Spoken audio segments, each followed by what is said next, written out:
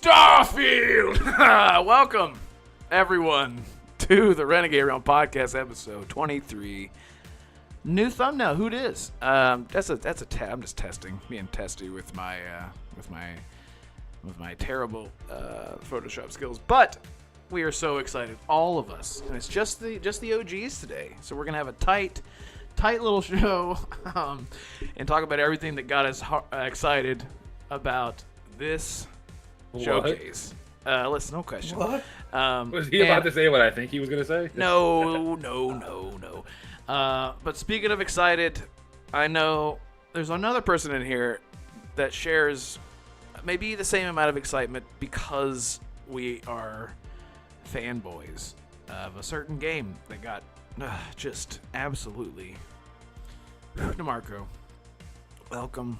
How are you? How tired are you? You've been very busy cranking out content, working on things like your camera right now. Are you feeling satisfied? Are we jumping right into Starfield? Is that what we're doing here? No, not yet. It's been a busy week. It's been busy, but it's been exciting. I think we all know. Xbox killed it. Like, they absolutely nailed it, and I think that's just, I'm riding those hype and energy levels just of how amazing some of those games. We're going to talk about them, and I'm excited for that. But just how amazing their showcase was, and I'm riding off that high, and having a good time, and games are awesome. I love video games, and moments like this past weekend remind me why. That's all I got to say. Yes, exactly. Could not have said it better myself. And someone else who might have been turning the corner on a few little things we'll talk about. Assassin. Hello. Welcome. How are you? What are you playing? What you been doing? Well, before we press the air button, I was playing the Final Fantasy 16 demo, and I gotta say, it's amazing.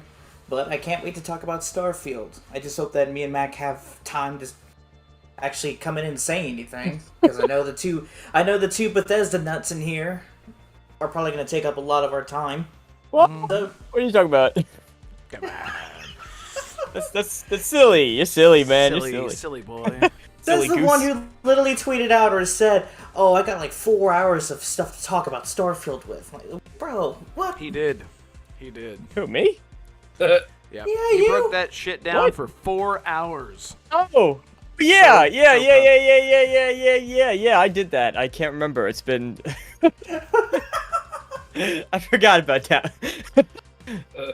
It's been insane. The adrenaline from that day. I'm like, how long ago? That was 2 days ago. It's crazy. I feel like it was just yesterday. Not that long ago. Anyway, it's crazy. We'll get into everything that got us excited. And Mac, you're here as well. Are you excited? You ready to talk about everything Xbox Showcase and Starfield? Yes, I cannot wait. The Starfield was amazing. Everything in that showcase almost hit perfect. A couple games that I personally didn't like, but I'm not going to bring it down because of that. Just the show is amazing. Xbox killed it. It's about time they did this. It's been years since they've had a great showcase, and I'm talking even like anything above a B. It's been normally C's. This is it, man. So I'm ready, man. And Diablo 4 is amazing. I want to add that to that. Okay. Did Diablo 4 come out? Yes, it did. Oh, okay. Well, Good. All right. That was a joke, everyone. Shout out to everyone that's here. Jake, Roger, Arcane, and that's it. Thank you all for being here. Oh, wait. No, really. Is that all? Yeah. Okay. So thank you guys for being here. Hit the like button. It does help. And no, don't just expect someone else to do it. Like, oh, someone else will do it. Well, you know what? Everyone's thinking that. So you do it. It's up to you. Thank you guys. Seriously, so much. And if you have a Twitter, share it out. That'd be so cool. Look, we're not going to waste any more time. We're going to get right into this. And as far as timestamps go, I don't know. I guess we're going game by game. So that's pretty much it.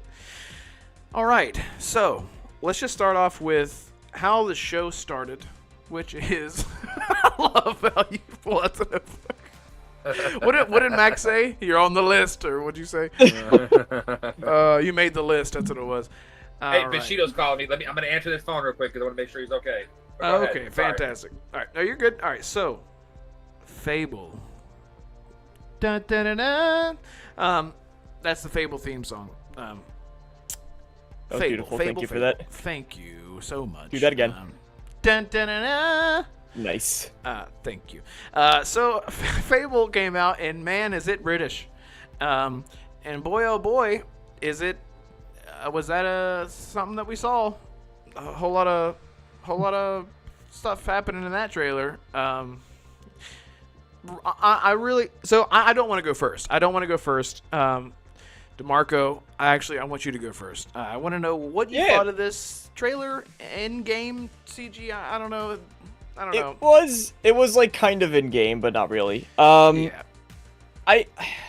honestly, I thought that Fable did a good job to really showcase the tone of the game.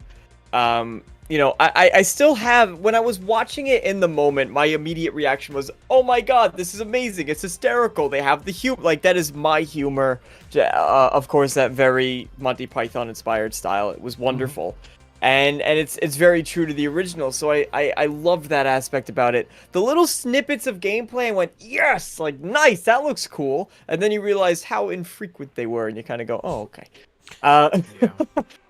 But ultimately, the thing that it did, and the only thing I think it needed to do, was it got me excited. It got me excited to hear more. I'm curious if they could carry that tone through the whole game, because to do humor in a trailer is one thing, but to do humor in the whole thing. But I will say, it left me confident in Playground Games, because that's the question. Can the car developers, the racing team developers, make the fantasy RPG game? And seeing something like that reminds me, you know what? They can. They can. So yeah, that was my take. Yeah, and I'm with you on a lot of what you just said. But I still don't want to go. Assassin, what did you feel? What were your thoughts? I know we were there, but now that we've all cooled down, we've all chilled out. How are you feeling now about Fable in retrospect?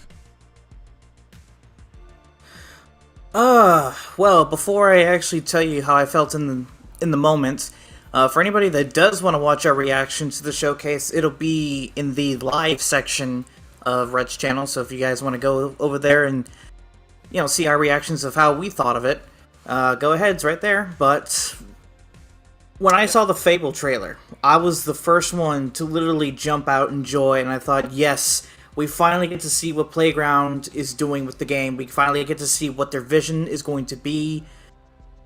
It hit all the right notes. I played the original Fable for about 3-4 hours so far, and it really related to me.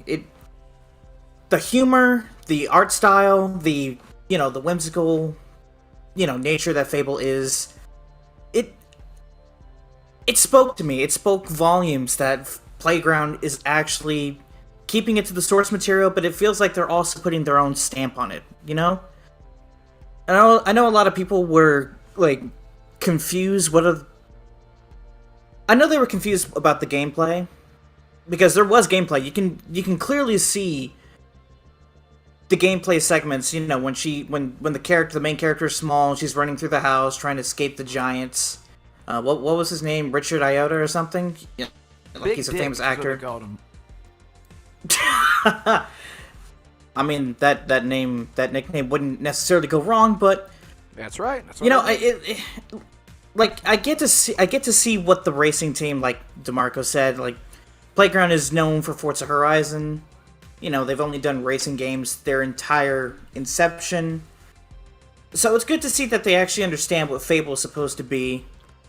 And I just want to see, more actual gameplay. I don't want to see something in engine next time, no in-game footage. I just want to see full combats, full character dialogue, conversations. I want to see it all. But the Fable trailer we saw at the showcase, it's enough. For now. Next time we see it, though, we better see actual gameplay. Yeah, I think we have plenty of time for that too. You have this year, you have the big hitters with Starfield, you have plenty of other titles coming out too, just not that aren't necessarily Xbox. So you can wait. You can afford to wait till something like the Game Awards to give another tease of it, and next year's summer showcase, because I'm assuming that'll probably be like a holiday game if they didn't say early 2024, which I don't think they did. They didn't. They didn't. No. Yeah. So I don't think they said anything that was in 2024. They just said 2024. There was nothing else on all the games shown.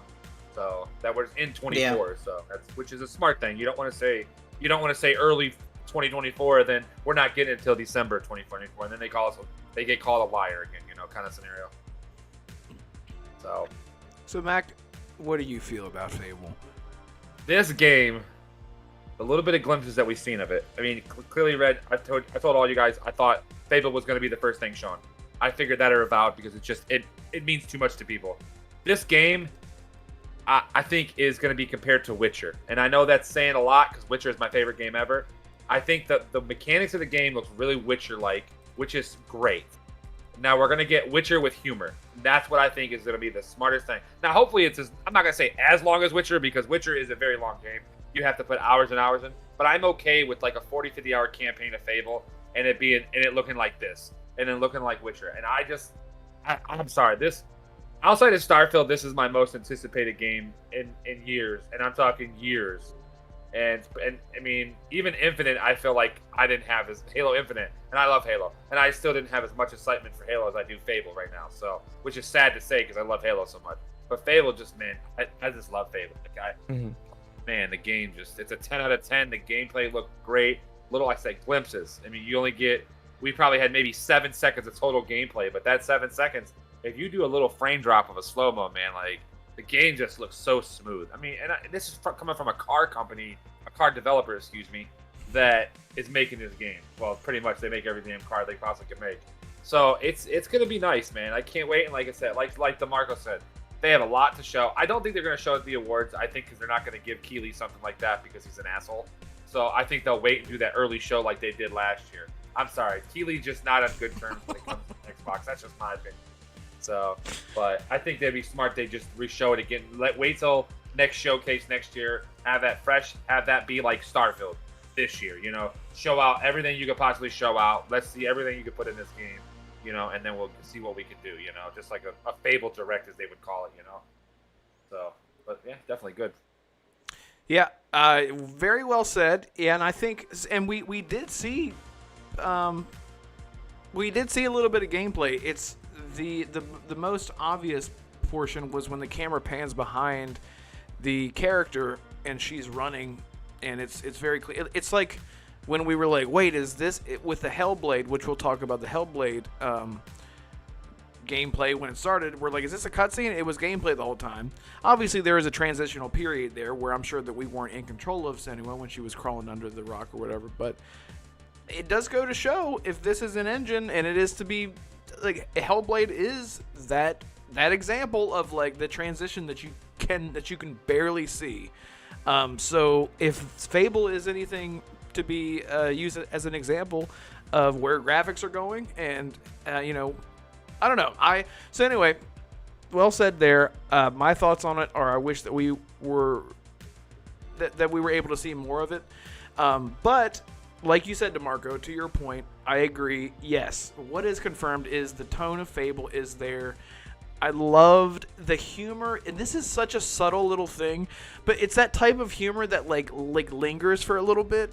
There's like this moment where there's like a shot all of a sudden of these massive pumpkins, and these people are standing like way off in the distance, and they sound like they're very far off too. Like the camera's like way over here, and the guy's like, look at the size of these things, and they're just like standing there looking, and I was like, the humor is so funny. Like, I love that. I just love that. So that was really good to see.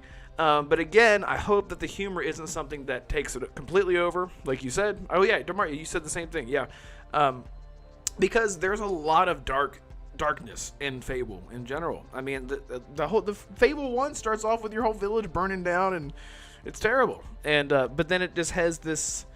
The whimsical is the word to use. The very, very whimsical tone to it that sort of gives it a bit of breathing room to say, okay, I'm not as uncomfortable as it would be like in a Naughty Dog game if the whole village burned down.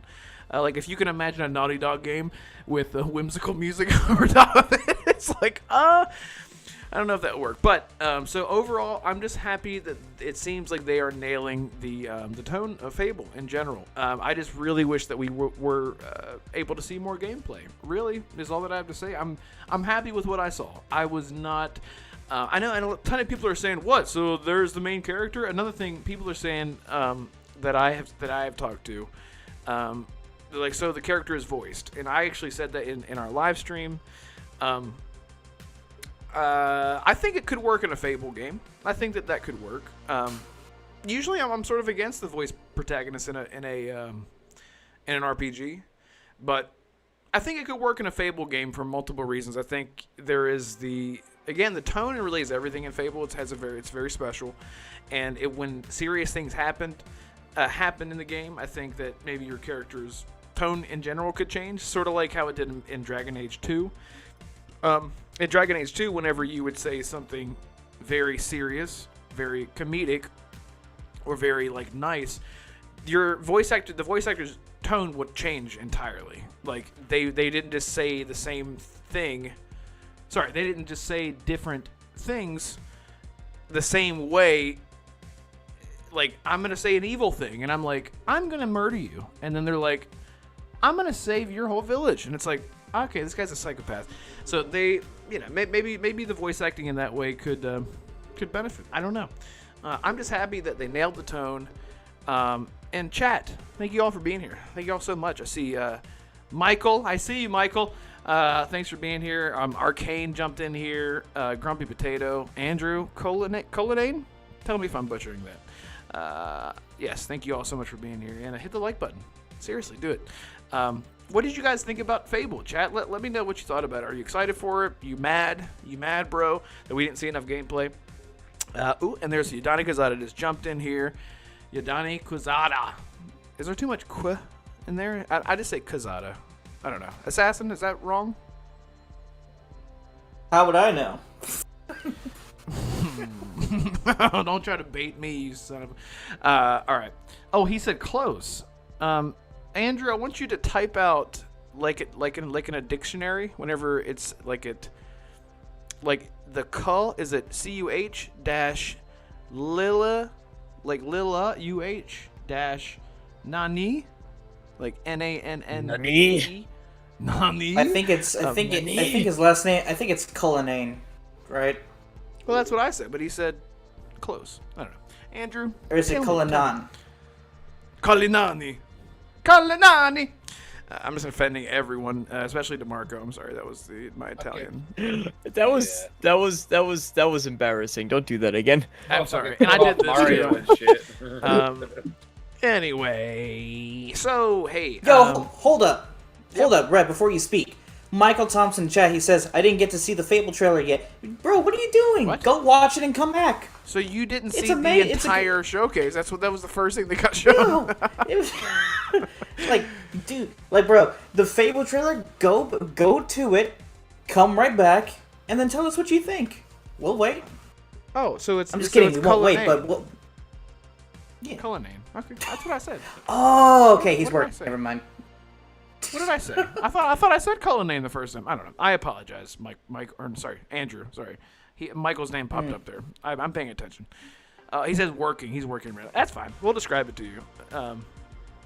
Never mind. We don't have time. So, speaking of British, well, never mind. Avowed. I nailed it. Thank you, Andrew. Great. Thank you for being here. So, Avowed. That was the other game that people were waiting to see, and we saw it. And yep, it's a game, and really not what I expected. Like, I don't know what I expected. I guess I expected more like insane. Like, I just expected more. Everything looked super slow, and it just showed me that it's exactly what I remember seeing like in a trailer when they showed like the hand movements and stuff like that. But other than that, it was like just a bunch of quick shots. It didn't show well for me. Is all I'm saying. I thought it looked good. It looked like a PG-13 Skyrim. Does that make sense? I don't know how to describe it. Like, it reminded me of like Might and Magic or something. I don't know. I see. When I was looking at it, it kind of reminded me of like when Dishonored come out. I know they need to polish it, right? The game's got over a year left. I mean, before maybe, who knows? We'll say a year. it needs a lot of polishing. Like I don't know. The game looks fine. I don't think it looks bad at all. But I think they just need just kind of the same scenario with Starfield. Starfield kind of looked a little wonky last year. They needed time. Well, I think the game is done. I think it's at this point they got to polish a little, fine tune the things, maybe fix the movement system a little bit. I still think it looks well enough to play that I'm going to put a lot of time in. I mean, Outer Worlds, they made Outer Worlds, and if they can make that game, I'm sure they'll do fine with this one. So I'm not going to say it's a 10 out of 10, but this game was a little iffy for me when it comes to like graphics and stuff like that and movement. I think it's probably the low end out of the 4 big games that were announced here for Xbox that I would actually put on the lower end tier that they need a lot of work to do. So hopefully they can, because what they shown us, that little trailer, y'all remember like 3 years ago, they showed the guy's hand and then doing all the magical like Full Metal Alchemist thing, and it looked really good. And then this doesn't look as good as that did, so it's kind of pulling the Division on us, the Division 1. This game looks amazing, and then we get this. So hopefully they polish it and fix it up and make it look like the game that we want to see. So that's just my opinion. I liked it. I genuinely thought that. So I think that a lot of people I know were frustrated by the tone. I saw a Reddit thread because the Avowed subreddit is up and I don't know if you've checked it. Has anybody looked at the Avowed subreddit by any chance? Just tell us. All right. It is just from a surface level, and I'm being dramatic. I am being dramatic, but from a surface level, it is just on fire at the moment because you have people who are like, I thought it looks good, and then other people are like, this is terrible. This isn't what I thought. And then there was one really good thread. I don't remember the user who did it, but they were asking, can someone just genuinely and honestly explain why people don't like what they saw? And it went beyond just the visuals. A lot of people that I see online are citing the tonal shift to it, because you had what seemed like this very dark fantasy, and now on the other hand of it, the way the colors were represented, that it was this very more flamboyant palette of the game. The way that the enemy design looked, even you look at like the skeletons fighting each other in the CGI, because I think it was largely kind of that gray overcast on everything. That sort of gave it that feel. But you see the skeletons there, skeletons here, and it's just like, is it really the same game? Kind of feels more like a Sea of Thieves. Not to that extent, but in that direction. Yeah, and then other people were saying the particle effects don't look great. Other people were saying the attacks look very... they don't... I think people wanted to see that hardcore spell effect, like, thing, and you know what I'm talking about, where it feels visceral, it feels fleshed out and meaty, and this feels more floaty. That being said, I appreciate several things about it. I appreciate that when I was watching it, I wasn't going, oh, this is their Skyrim attempt, because that's the obvious comparison. That's what we've been seeing. It's the Skyrim killer. And I didn't see that at all. Not in that it wasn't as good as Skyrim, just that it set itself apart with its own identity. And I liked that. I thought the spell effects, especially when they're using the spells that are manipulating gravity and wrapping them in the vines and holding them down and restraining them, that to me was amazing. Seeing the shield bash, that when they kind of do that shield charge, it almost gave me Divinity Original Sin, first-person Divinity vibes, in my opinion, when I was seeing some of the magical abilities that were there. And I went, okay, yes! And that's not to say that those darker areas that we saw in the teaser don't exist. We might have just seen a different chunk of the game.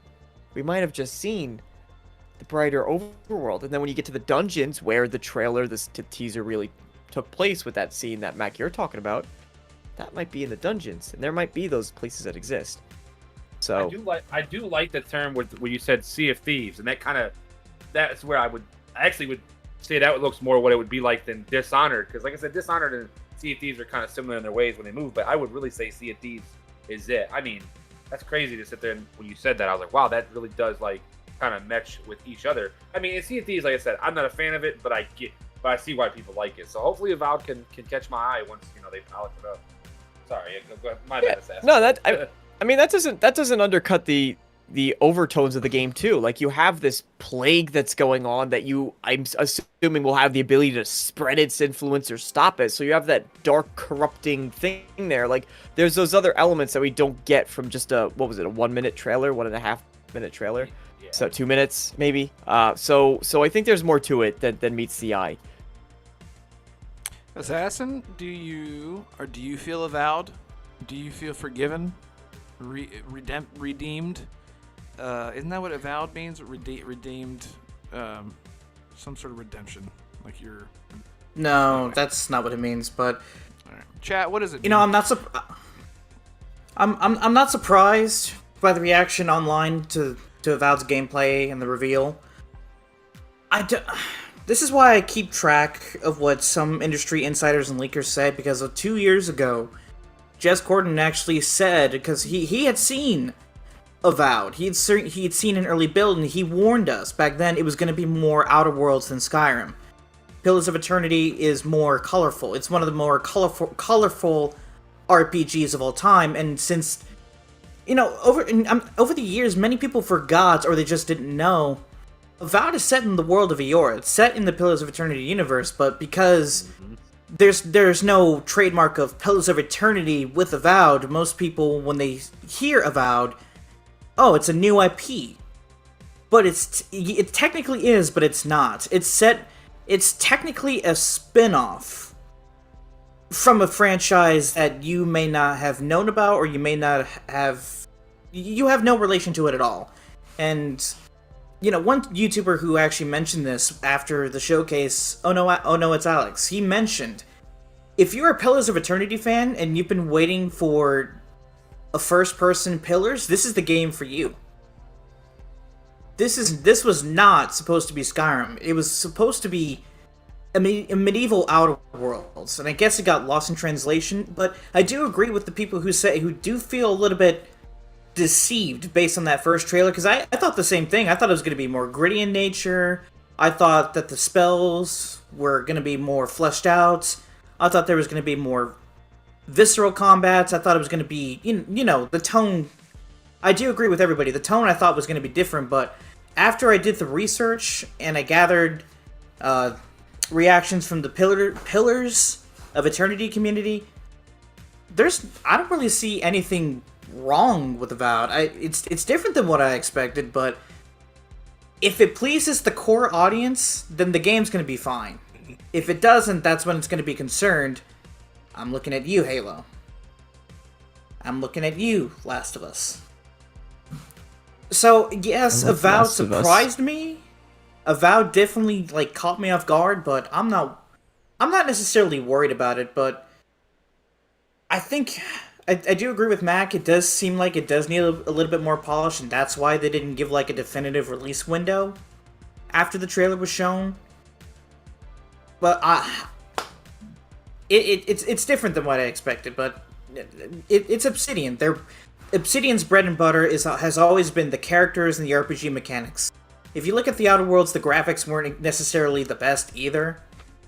Neither was the combat, but Obsidian has had 4 or 5 years. It'll be 6 years of development by the time it releases. You can't tell me that in that time, Obsidian, you know, they didn't think that, hey, maybe we should spruce up the graphics a little bit. Maybe we should work on the combat a little bit more. You have Microsoft's money, you have their resources, you have the technology to do it. We know Avowed is going to be good. But people really need to stop expecting games to be certain ways just on a CGI trailer.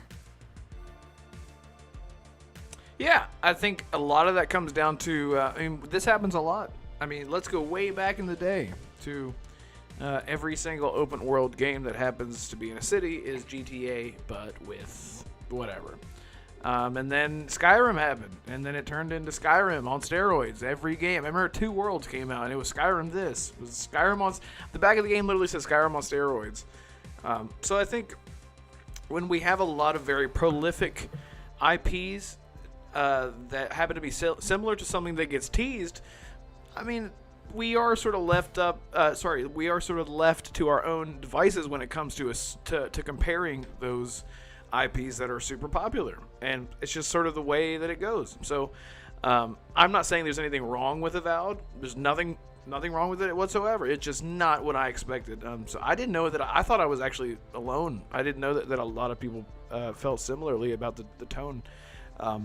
But I'm excited to see, you know, what it feels like, what it plays like with the actual RPG side of it, you know, because we saw combat. We just saw a lot of combat. We didn't see a deep dive.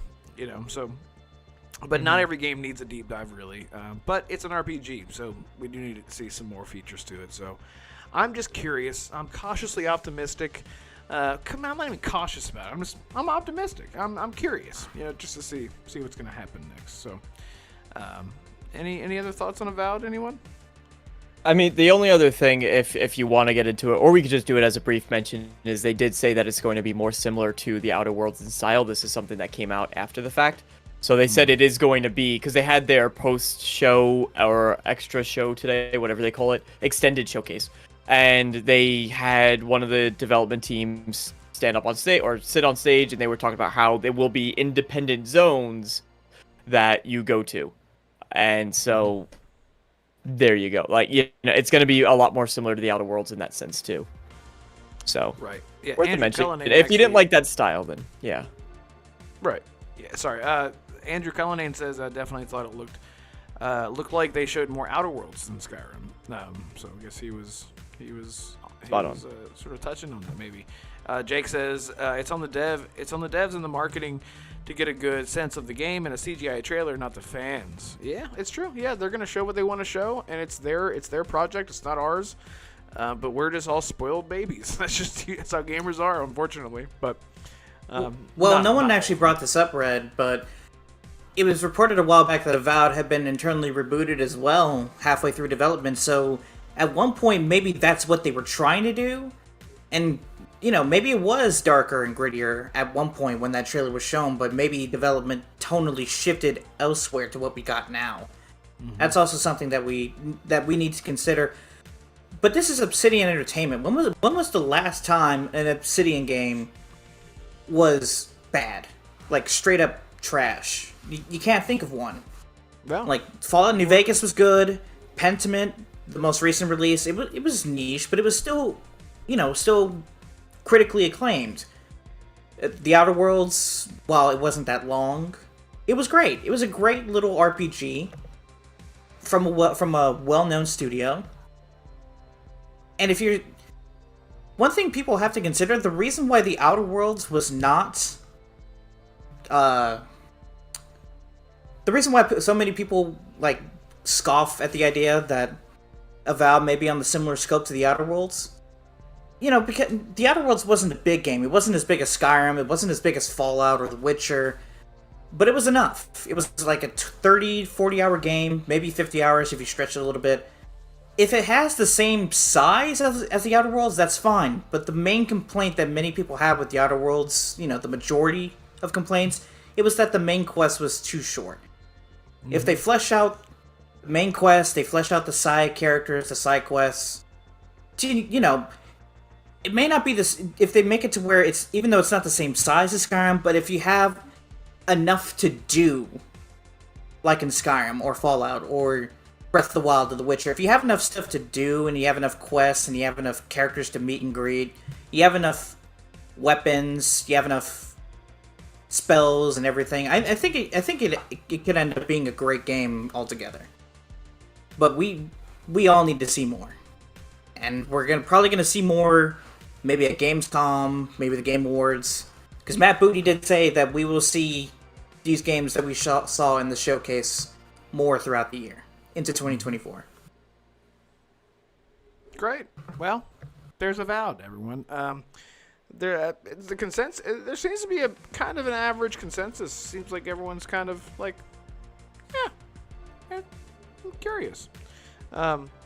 So yeah, you know, let's just keep going through these big ones, because I know the bigger ones will have longer discussions, so we can sort of nail out these, not as AAA anus. Yeah. So Hellblade 2, man, this game did not look like a game at all until the gameplay actually started. Even then, it looked so beautiful. And I can't wait to see. Hellblade 1, for anyone who has played it, I'm not going to lie. It's not that I didn't dislike the game. It was just, it was hindered, the pacing was hindered with all the puzzles. I really just wanted to continue the story and see what was going to happen next, and it was just really hindered by a lot of just unnecessary puzzles, and I think those puzzles in my opinion, were very much fluff to sort of make the game a bit longer. But the overall story, when it ended, I was like, man, what an amazing. I'm not gonna spoil it because I'm sure a ton of people are gonna start playing it now that they see the sequel coming. An amazing ending. It's nothing about It's just such a personal. And everything is a metaphor. It's so good. Like it's so good. And I think Ninja Theory. I'm just really excited about what they are gonna do with Hellblade 2. So I won't talk any more about it. DeMarco, you're going through it right now. No, I'm not going through it, but I've never played the first one, and when a game can get me that excited to play a sequel and I've never played the first one, that's a good sign to me. That's like a really good sign. Even a Plague Tale Requiem, when that was coming out, I was looking at it, I was like, oh, that's cool. I should go play the first one. And I started it. I didn't finish it, but I started it and I was having fun with it, but it wasn't on the same level as Hellblade, because the one thing I really appreciate about Hellblade is that what it does with the audio. And I love good audio. Yes. I love good audio in games. And so you immediately, I'm sorry if you ever see any of my, if you ever see me review a game, this is just how we go.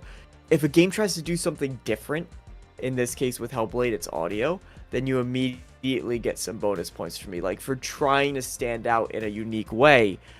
And Hellblade does that. And I was listening to the trailer with these headphones on, and I was just sitting there like, it's on this side, with a directional audio.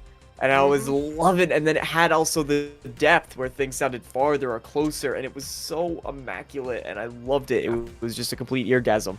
So that to me, you immediately get brownie points, and I'm excited to go back and do the first one. So Hellblade 2 spoke to me on a visual level. It's insanity what they're doing with it. Literally insane. And from a audio design, it's incredible. And then from a story perspective, it looks intriguing and engaging and personal and down to earth and self-contained, which is not this end of the world story as far as I know, and I appreciate that too. So I loved it. That was one of those stellar highlights. Yep, it is a very intimate, very personal. Hellblade is. It's not about. You're not running around and meeting a grand cast of characters. You are very much injected into the experience as Senua, which makes it that much more emotional. So it's incredible. I'm very excited for the sequel. Mac, I know you have an interesting perspective on Hellblade. What did you think about Hellblade 2? And is it making you want to go back to 1? Well, I still haven't beat 1 because, I guess, there's this. I have my problems with it kind of scenario with you. There's just, it just was weird. A lot of puzzles, too much overdoing on the puzzles, and the combat was kind of iffy. But I know this. I've already know how the game ends. I've watched the rest of the game, do like a little walkthrough just to see it because I didn't really feel like playing it no more. But this one, man, when she lifted up underneath that, when she was crawling through the thing, and she lifted up, and you look at that game. I mean, you were there, Assassin. I was like, what the hell? This looks like real life. This game. Mm-hmm. I mean, Ninja Theory is just on the money with this shit, right? This is the money. That's a money shot. They always say the money shot. It's. I mean, I'm being serious. Like, that's where this game is. Like, and then when she was sitting there going crazy in that thing, like that wall looking like, I don't know, that I wouldn't want to. I'm not gonna say it on the show, but like a monster that's gonna eat you alive, And it kind of looks like something from Zelda, where they like, you ever play Zelda 2 as a kid? The monsters suck you in and they shoot you out. That's what I felt like was gonna happen, but it wasn't. It was, I don't know. It just, the whole game just. I don't know, man. I'm just baffled how they made this game look that good. Now, we already seen the combat from the VGAs 2 years ago or whatever. It was about 2 years ago. Now it's going on that. Like, if we get combat like that and graphics like this together, and I actually thought those graphics were fake. You know how when you look at graphics, you're like, okay, let's see more of the game. Let's see all the game, And then they show more, and it looks the same, if not better. So I think Ninja Theory has hit the spot on this one. So. Hopefully the combat's, like I said, hopefully the combat is as smooth as it looks. Hopefully the graphics stay this well while we're going through the whole game. Hopefully it's not 30 frames so Assassin will play it. I mean, there's a lot to it that it's just, I hope it's above and beyond what it is. So Ninja Theory can keep making games that look this freaking good, because that's just baffling. You don't see games like that. Like that, in my personal opinion, was the best looking game of the whole show, and that's everything. And I'm talking, it's the best looking game, no, without a doubt. There's a lot of good looking games too, but this is my top graphical resolution game. This would be it right here for the show. Nice, dude. Is it gonna make you go back, or because you know how it ends? No spoilers I know how it for ends. anyone, but so I know you how it probably won't ends. go back. Yes. Okay. So there's like 4 big bosses. Everybody, if you know the game, there's 4 like major bosses. I just beat the second boss, and it was the most. It was like, and it was so simple. It was like I was like, this is so easy. You just spam the same button over and over again. Not saying it was like. It was the combat. You just spam the same button over and over. It just doesn't. I don't know. It wasn't there for me. But maybe. But yeah, realize there's a lot coming out. I don't know if I'm gonna be able to squeeze time in this year. Maybe right before it comes out. Maybe I might go ahead and just replay it in my own head, just to maybe go through it and just get the rest of the achievements, just so I'm prepared for Hellblade 2 when it comes out. But as of right now, next 6 months, I doubt it. There's just so much coming out, and I still have Diablo and I still have everything else, but. I don't know. Hellblade 2, like I said, best graphics in the show. So, Totally agree with you on the graphic side. Speaking of graphic, Risk It for the Biscuit just showed up in chat. What's up, buddy? And I don't know if you're home yet. I hope you made it back home. I hope you're safe either way. And if you're in a hotel room, I really hope you're safe and locking your doors because you never know what's going to happen there. It's LA, baby. So, Assassin, did you play Hellblade? I don't know if we've talked about this. Have you played Hellblade 2? What did you think about... Hellblade as well is what I meant to say. How are you excited for 2? I was about to say, I'm pretty sure I didn't play Hellblade 2, considering it's not even out yet. Gotcha. But I did play the original... I am playing the original Hellblade, not as we speak, but it is the game I'm playing on Xbox, because I did expect to see Hellblade 2, and I did expect me to want to go back to 1, and it did. Ninja Theory are goddamn wizards when it comes to Unreal Engine. To me, they're kind of neck and neck with the Coalition in terms of mastering that engine. In terms of graphics, you know what I mean? I think they're ahead of them. I'm sorry. I just think Ninja Theory is one of the best. I love Gears. You know that, Assassin. My bad for interrupting. And I know you were talking, and we talked about this. But man, Ninja Theory is just on spot. Gears had its problems. If you look at Gears, there were still a lot of bad frame drops in Gears of War. This did not drop 1 frame during the whole show. I didn't see any. I don't know if you guys did, but it just looked well. Like I said, my bad, Assassin. Go ahead. I didn't mean to interrupt. Nah, you're good. But from what we saw during the showcase, I was generally surprised. I thought, wait a minute, why are they showing us like did they go to the actual cave? Is this Melina? Like is there no effects or something? And then I realized, holy shit, this is actually from the game itself. I thought this was real life. Like, hold up. And then when I saw, when she went in the water, I did not expect the water itself to actually look that good either. I know we're just talking about the graphics here, but I'm excited. I just need to finish the first one if I'm really going to be full on, let's go, hype up, 10 out of 10 excited for the second one, but I was impressed. I was genuinely impressed, but once again, for the third time, we did not see combat in Hellblade. Did they improve it from the first game? Because I know the combat was limited because they had a limited budget. Literally, most of the money from their side projects went into Hellblade. I think Hellblade was like a $10 million budget game, including marketing. Yeah, almost certainly. I'd be surprised if they did. If it's coming out in 2024, they would have had 7 years. Well, okay, 6 since 2018. They've had 6 years of financial backing from Microsoft. We've got to see the combat next time. Hopefully we see more of it at the Game Awards, considering Ninja Theory's relationship with Jeff Keighley. I know, Mac, you say that, he hates Xbox, but I do kind of agree with that. Maybe he does dislike Xbox a little bit, but he's tied with Ninja Theory. I mean, for God's sakes, they've shown their game 3 times at the Game Awards. Mm-hmm. But hey, I can't wait. Need to see the combat. That's the only thing that I would have to ask personally for next time. Just need to finish the first game, because I actually prefer to play through the game and not watch the cinematics. No, Yeah. not meant to be shots fired at Mac. I'm just saying in general. I like playing the game. I don't like watching it. If I want to watch a game, I would literally play a Sony game and then just go back to YouTube and watch the cinematics. I mean, you are the biggest pony here, so that would be you're up your cup of tea, man. I ain't gonna... Do you think? I'm not trying to throw you under the bus or not. No, that's fair. That's fair.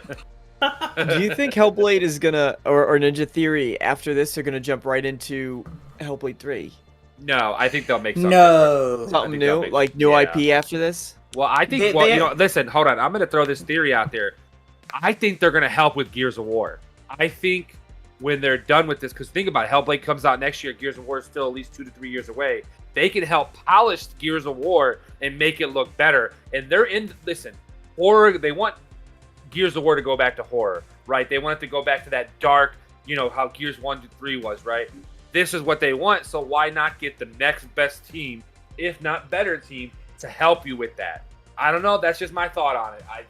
I thought about it for about a year now. It's just never. But it's proven my point that they're, they're horror. They're into this creepy, weird shit that just doesn't make sense. And mentally, I don't know who's mentally crazy to write a story like this, but it's just this is what we're at, So If anyone from Ninja Theory wanted to help Gears and the Coalition, God help them with the fucking airline tickets and all the airplane jet lag that they're gonna have to deal with to help. yeah, That is if they have to go into the studio to help. I mean, for all we know, they could just do it like over the phone, over email. We need your help. Yeah, they'll OneDrive it over because remember, Microsoft owns OneDrive and they'll just give them unlimited access. I was about to say. They'll just unlimitedly, here you go. I mean, yeah, I know Ninja Theory's like probably about 2,000 plus miles away from each other, but still, To DeMarco's question, though, if they're going to work on Hellblade 3, I don't think so. They already announced 2 more projects in development with Project Mara. Mm-hmm. That's going to be like another horror game from them, set in the apartment. It's going to be, once again, focusing on mental illness. The Insight project, announced like 2-3 years ago, is another project that they're going to be working on, so I don't think they're going to be working on Hellblade 3 for a while, but if it hits, that may change. If Hellblade 2 ends up becoming a top-tier franchise for Microsoft, which it does, I can see the potential. If it gets to that level, maybe they'll do Hellblade 3, but I don't see it. I don't see it right away. Yeah, I'm really excited to see where it goes. I'm very interested. In comparison to the first one, there's a lot more going on. There's actually people for the first trailer that we saw, other people, which is interesting. So, and a lot of I'm very interested to see. Yes, combat, please. I need to see more of that.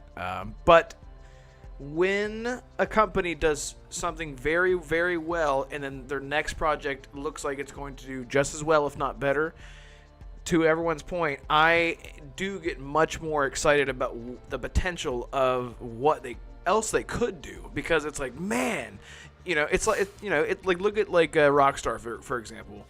No, I don't think anyone ever expected a cowboy game. Like, I mean, and now this is for the people who didn't grow up with Red Dead Revolver and all that kind of stuff, but a GTA, style Western, and they nailed it. I mean, that game's insane, 1 and 2. So yeah, I'm excited to see where it goes. I'm just glad to see that it just looks so good. To that point though, Lex, by the way, let me know how I sound. I adjusted my volume. I'm gonna turn myself up so you might hear. Nope. Yep. Sounds like I'm a little bit blown out. Let me adjust my volume a little bit. Testing. Just testing. Sorry. Bear with me, everyone. I sound good now. Perfect. Okay. Lex with Lorefield in chat says, in my opinion, people get too caught up in graphics because of more linear built games where they can focus on the graphics because they don't have much more to do outside story and the odd side thing. We, or at least I, don't play games for graphics. Yeah, I think there's a lot more room for graphics for games that are much more linear. So I do think that there is something to say about getting overhyped about that. But I think as long as the gameplay and the story are there, that the graphics are just sort of like icing on top of the cake. But that's just me. I don't know. Anyone else have thoughts about graphics people focusing too hard and praising them to the skies and saying this is going to be the best thing ever because of the graphics. Is that a thing, DeMarco? It's just an added bonus. I don't. Icing. Yeah, it's a plus. It's a plus. Game looks pretty. Yeah. Ooh. Yeah, so But you look at something like and maybe this is a good way to segue a bit is South of Comfort. Was that it? What it was called? What was the term? South of Comfort, the game coming from South of Midnight. South of Midnight. There you go. Yeah. South of Midnight. Yeah, you look at something like South of Midnight. That's not like a super amazing graphic style, but that thing that kicks ass. That was amazing. Southern Comfort, I think is what you're. No. It was south of something. It was south of something, and South of Comfort. I don't know. It sounded right. South of Comfort. That could be a horror game if you think about it. That's like Or about a couch. a horror game. Anyway, no. So Lex, you do bring up a good point. Michael Thompson says a great-looking game that doesn't have good mechanics to me is not worth playing. Interesting. Okay, I'm sorry. Just so I understand, a great-looking game that does not have good mechanics. Okay, I agree. I'm sorry. I was thinking the other way around. I was like, there's plenty of games that don't look good that have great mechanics, like Valheim. Well, Valheim, I don't like tangent. I'm not gonna do it. That game is amazing. No, I do agree with you. Yeah, there are plenty of great-looking games that are just garbage with their mechanics and their features, and it's really just blown out of proportion. I agree. And Lex says it's definitely a thing people fixate on, as we've recently seen with Avowed's trailer and Starfield's character models. All right, calm down, Lex. You better shut your fucker. And Michael Thompson's laughing at Southern Comfort. Yeah. So anyway, I do want to jump into the next, maybe the last real big one that we saw, and this is not a standalone. I'm not leaving anything out, so no one freak out. Thieves, Monkey Island. Yeah. So we're going to talk about Cyberpunk 2077 Phantom Liberty. Apparently, it has been said that Phantom Liberty is really their opportunity. I don't know if you guys saw the article.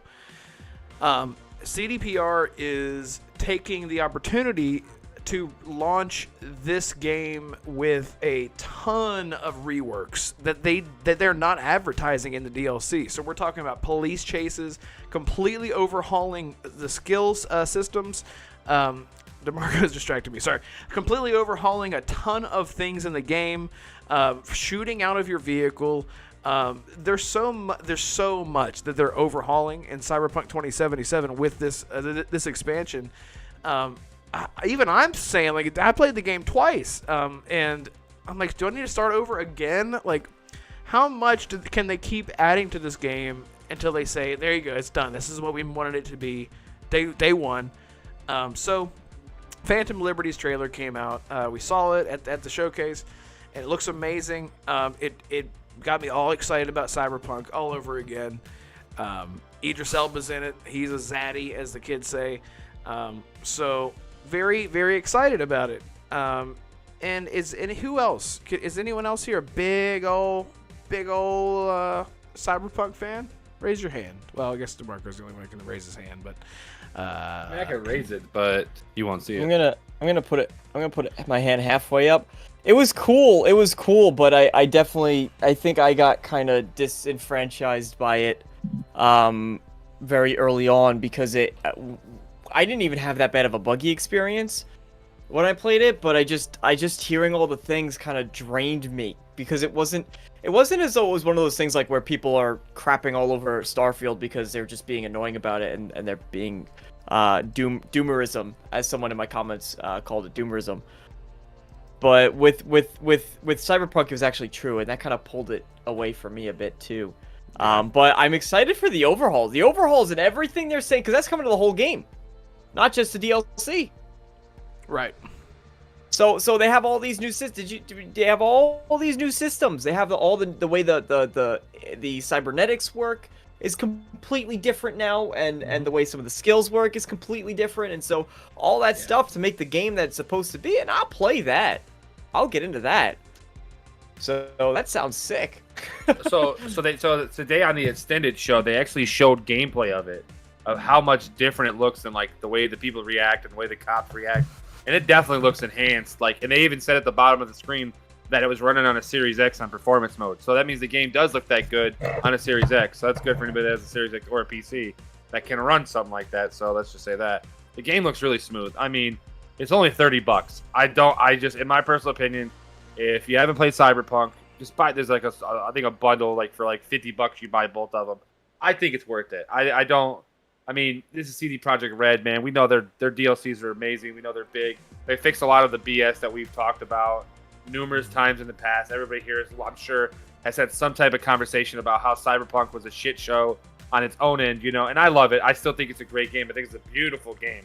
I don't care what people try to dog, and I just kind of ignore them because I don't care what people say. People try to down it. The graphics don't look as good as they were. The buildings are bland. I don't care. The game is fun. The story was really good. I love the freaking Keanu Reeves with Johnny. I think that story and just how they introduced him into the game was amazing. I just think this will be something different. I mean, but like, it's the thing that kills me about this, and it's nothing to do with the game itself. It's the release date. It's coming out September 26th. And yeah, that's we got just foolish. It's like it's so foolish. Push it back till December or January, you know, or even maybe January.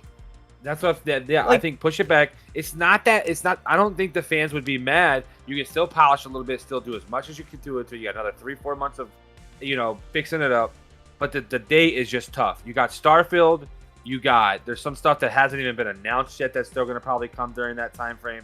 You know, little games. You got Lies of P, Mortal Kombat. There's like a crew game that's coming out in between all that. I think basketball is also coming out. So anybody that's like in that September range, it's tough. And then right afterwards, you have October, which has like 5 bangers itself. So it's like, where do you fit Cyberpunk in that game that's over almost 2 years old? You know, it'll be almost close to 2 years old when this happens. So that's the problem with it. That's the only problem I had with it.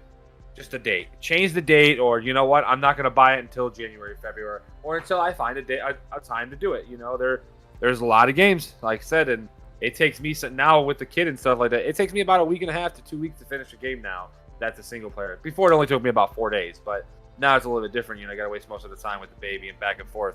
But it's tough. So that's the only downfall for me. Yeah. Assassin, did you ever play Cyberpunk? Don't you lie to me. I did, only for a brief couple hours, but man, the negativity around the game was just too much. It didn't even really stand out to me that much either, but I don't know. You know, with the Phantom Liberty update coming soon, like, I'm glad a lot of people are either gonna jump back in or going in for the first time, but like Max said, there's just too many games in September and October to you know, get a full sense of why should we even dive back in. We already have Starfield coming, we have Lies of P, we have Mortal Kombat 1. One thing, this was going to be a topic, at least it would have been if the showcase hadn't appeared. Apparently, the Silent Hill 2 remake is launching September 29th, literally 3 days after Phantom Liberty. Not to mention the games in October, like Forza, Assassin's Creed, Spider-Man. There's just too much.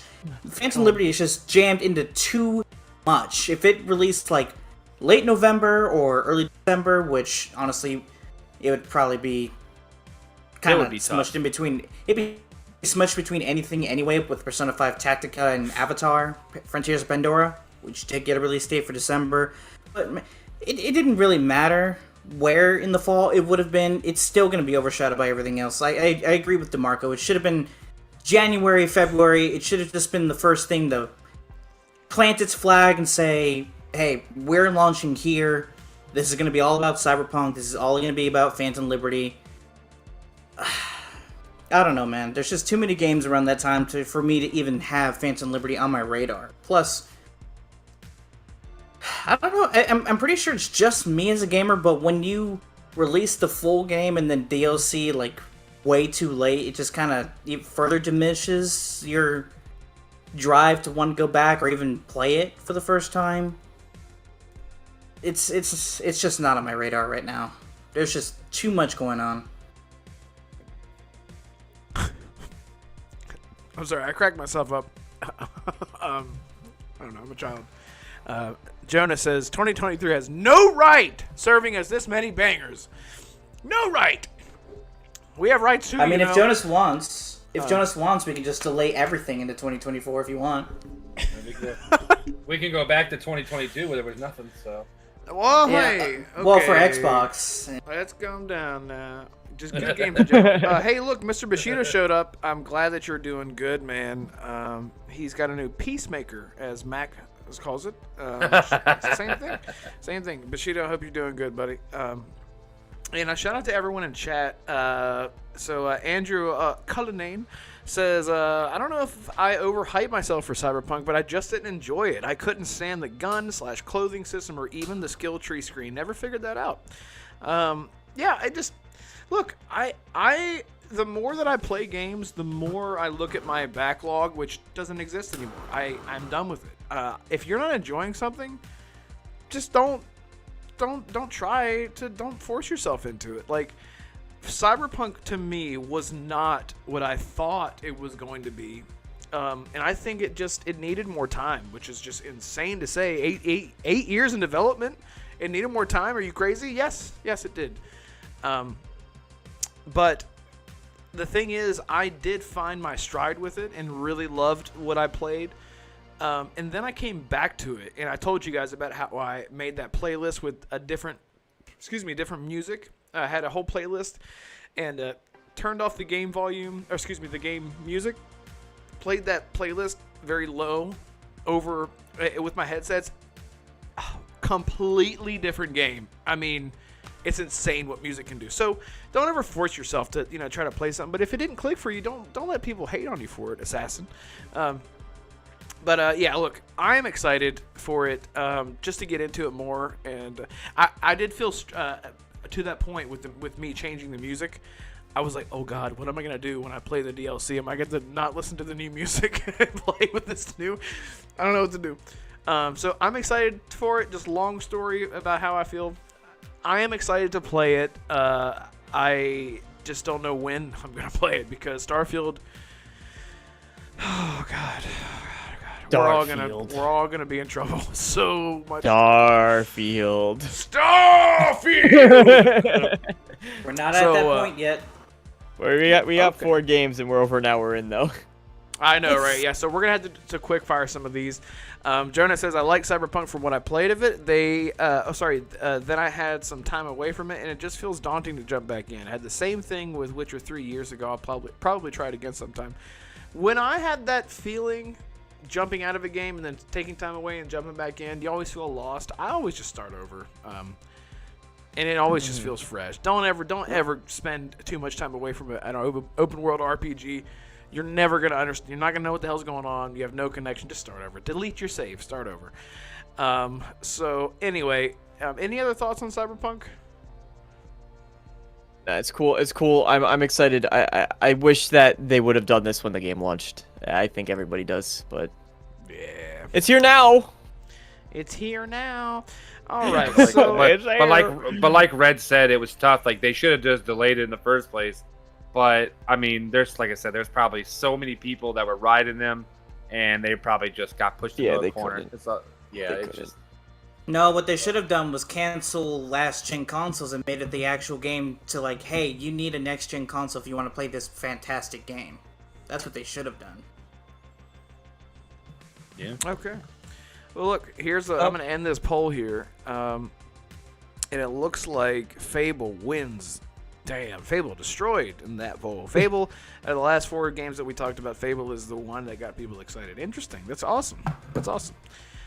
So the next games that we're going to talk about, we're going to try to just fly through them here and just get the just a quick average of what everyone's hype level for them. And I'll start out with Payday 3. Anyone interested in Payday 3? Open world, New York City, 4-player heist game. Dude, come on. Bad Come release on. Red. window. Hey. It's the release window Oh, again. there's the other Oh one. yeah, I Oh, forgot. Oh yeah. my God, you're right. hey, It's I the want to. release window. It's like you can't cram all this stuff between Starfield and Spider-Man. I'm sorry. Okay, you can't. Okay, I DeMarco, wanna I'm sorry for cutting you guys off. But these are the games we're getting in a 3-day period, right? From September 19th to September 21. Lies of We are P. getting Mortal Kombat 1. We're getting Lies of P. We're getting Party Animals. We are getting Payday 3. We are getting... Fuck, what else are we getting? I think those 5 games are the one. I think those 5 are the only ones in a 3-day period. And these are all games we were like, when it comes out, we'll all play together. I'm like, are you serious? We're gonna have... First off, Mortal Kombat 1 is bad enough. Having everything else that we've been waiting for a long time is even worse. In a 3-day period? Yeah, so let's talk Are about the you games kidding? that. So these are all the games that are coming out between Starfield and I'm gonna talk about big games. I'm not gonna talk about these little indie games, not to undermine them or anything like that.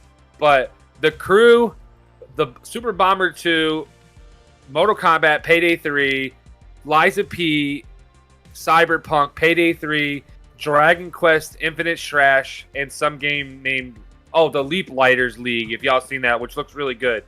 And then Forza Mirage, Lords of Fallen, Alan Wake 2, Hot Wheels Unleashed, and then a bunch of other random games. City Skyline. I mean, there's just so many games within like a period of time. Yeah, City Skyline's a little bit after Spider-Man. So that's between Starfield and Spider-Man. You know, that's like a month and a half.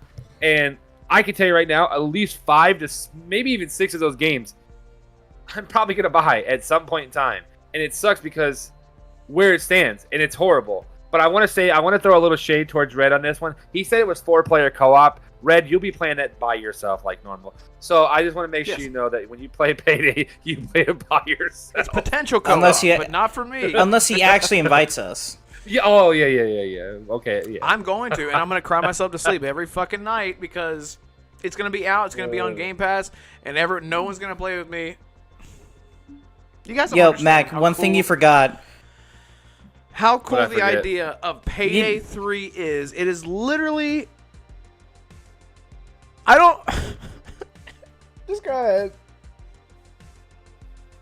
Okay, while Red cries about Payday 3, Mac, you forgot one thing. We haven't even talked about Call of Duty yet. Yeah, but see, I think Call of Duty's going to be after. I think Call of Duty's going to... I think if they're smart, they push it to November. I think, and When it's has not Activision ever been smart? When has Activision ever been smart? Like, Well- hey, you know those great games? We're gonna put Call of Duty right here. If you want to There's play still it, you're people gonna have that don't. There's still people that don't play the games that we play. People that don't play Starfield. There's people that don't play racing games. There's people that don't play Payday. They literally just buy a console just to play Call of Duty because they're like the most plain Jane people ever. And I'm not dogging them about it because Call of Duty is good. Call of Duty is a great online shooter. It's fun to a point because you do get irritated. The game is kind of cancerous, mainly with the skill-based matchmaking being so horrendous. I mean, it sucks though.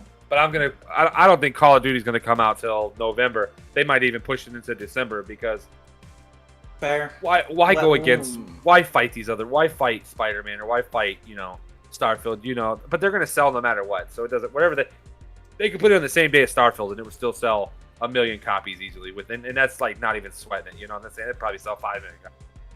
So Yeah. He did say duty, Michael. I caused that. So no one cares about Payday 3. who said duty? Who said duty? Did I say duty? I think Who said Assassin did. I don't know. Okay, so it definitely Somebody wasn't me. said it. I think everyone said duty at some point in their time. So No, Payday Red, 3. if you actually invite us, then yes, we will play Payday 3. But the thing is, you never invite us. You only invite us whenever we're doing the podcast. We're doing shit. Well, look, afterwards. I do have a good idea. You know what we should do? We should all get into Payday 2 tonight after the show. See what I mean? All right. Well, My mom anyway. died at 9:00 tonight, so that's fine. Damn. Predetermined death. No, My daughter- no. We're going back. We're going back to the baby's okay. We'll just carry on. Your mom all of a sudden walks through the door and says, "I'm dying at what?" Oh God. Dark humor by Mac. Yep, I love the dark humor. God, oh my God, Machina's dying. Okay, so anyway, so Payday 3 was meh. Anyway, I just deleted something. I had to go back and see what it was that I deleted so I can see what it was. Oh no, it was okay. So that was like the last big one for me. So now we're just gonna fly through these so we can get to the one thing that everyone's waiting for. Clockwork Revolution. To me, this looked like Atomic Heart, Yes. which is not a bad thing. What? It What? looked like Bioshock. Bioshock Infinite. What are you talking about? Yeah, it was Bioshock Infinite. Chat. Who Red let don't him know. run the podcast? Who- Get delete off. him. And Please welcome to do the DeMarco Dude podcast, where I we will talk wait. about how clock. What? Okay, wait. Hang Hold on, Let- hang let's- on. let- Before let anyone chat dogpiles- decide. Before anyone dogpiles me, what did people I farted for say you. about Atomic Heart when Atomic Heart got announced and shown? It looks like Bioshock all over again. That's great. So what does this look like? It looks like Atomic Heart / Bioshock. That's all I meant. Okay? Didn't mean anything bad Yeah, but by why it. wouldn't you go? You need to go right to the source. Yeah, don't. Why Because would you like get Bioshock the, didn't that's have like, a ton of robots. That's what I mean Yes, it. by that. Yeah, there were. I mean, there weren't a ton of robots, but they had like the mechanical horses in Bioshock Infinite, and they had like the firefighters, the firemen in Bioshock Infinite. Those were robotics, and Okay, we're talking about and the Infinite. turrets were robotics. Yeah. Plus okay, the color well, a palette. turret's It was never red gonna be and like gold. a humanoid. The Atomic Heart. They were humanoid looking, ish. Okay. Just Look, accept the L. Everyone just take calm the L. the hell down. Chat, defend me. You guys know what I mean. I'm not. That's not an insult. Atomic Heart, I still haven't gotten to really get into it. No, Red, we're not saying it's an insult. We're saying it's an insult that you didn't think of Bioshock first, is what we're trying to say. Yeah, Literally that's everybody that I saw reacting to the showcase, everyone was like, oh, I see a lot of Bioshock in here. None of the reactors that I saw said, why does this look like Atomic Heart? None of them said that. It's The the reason why we robots is said the only Atomic reason I Heart said.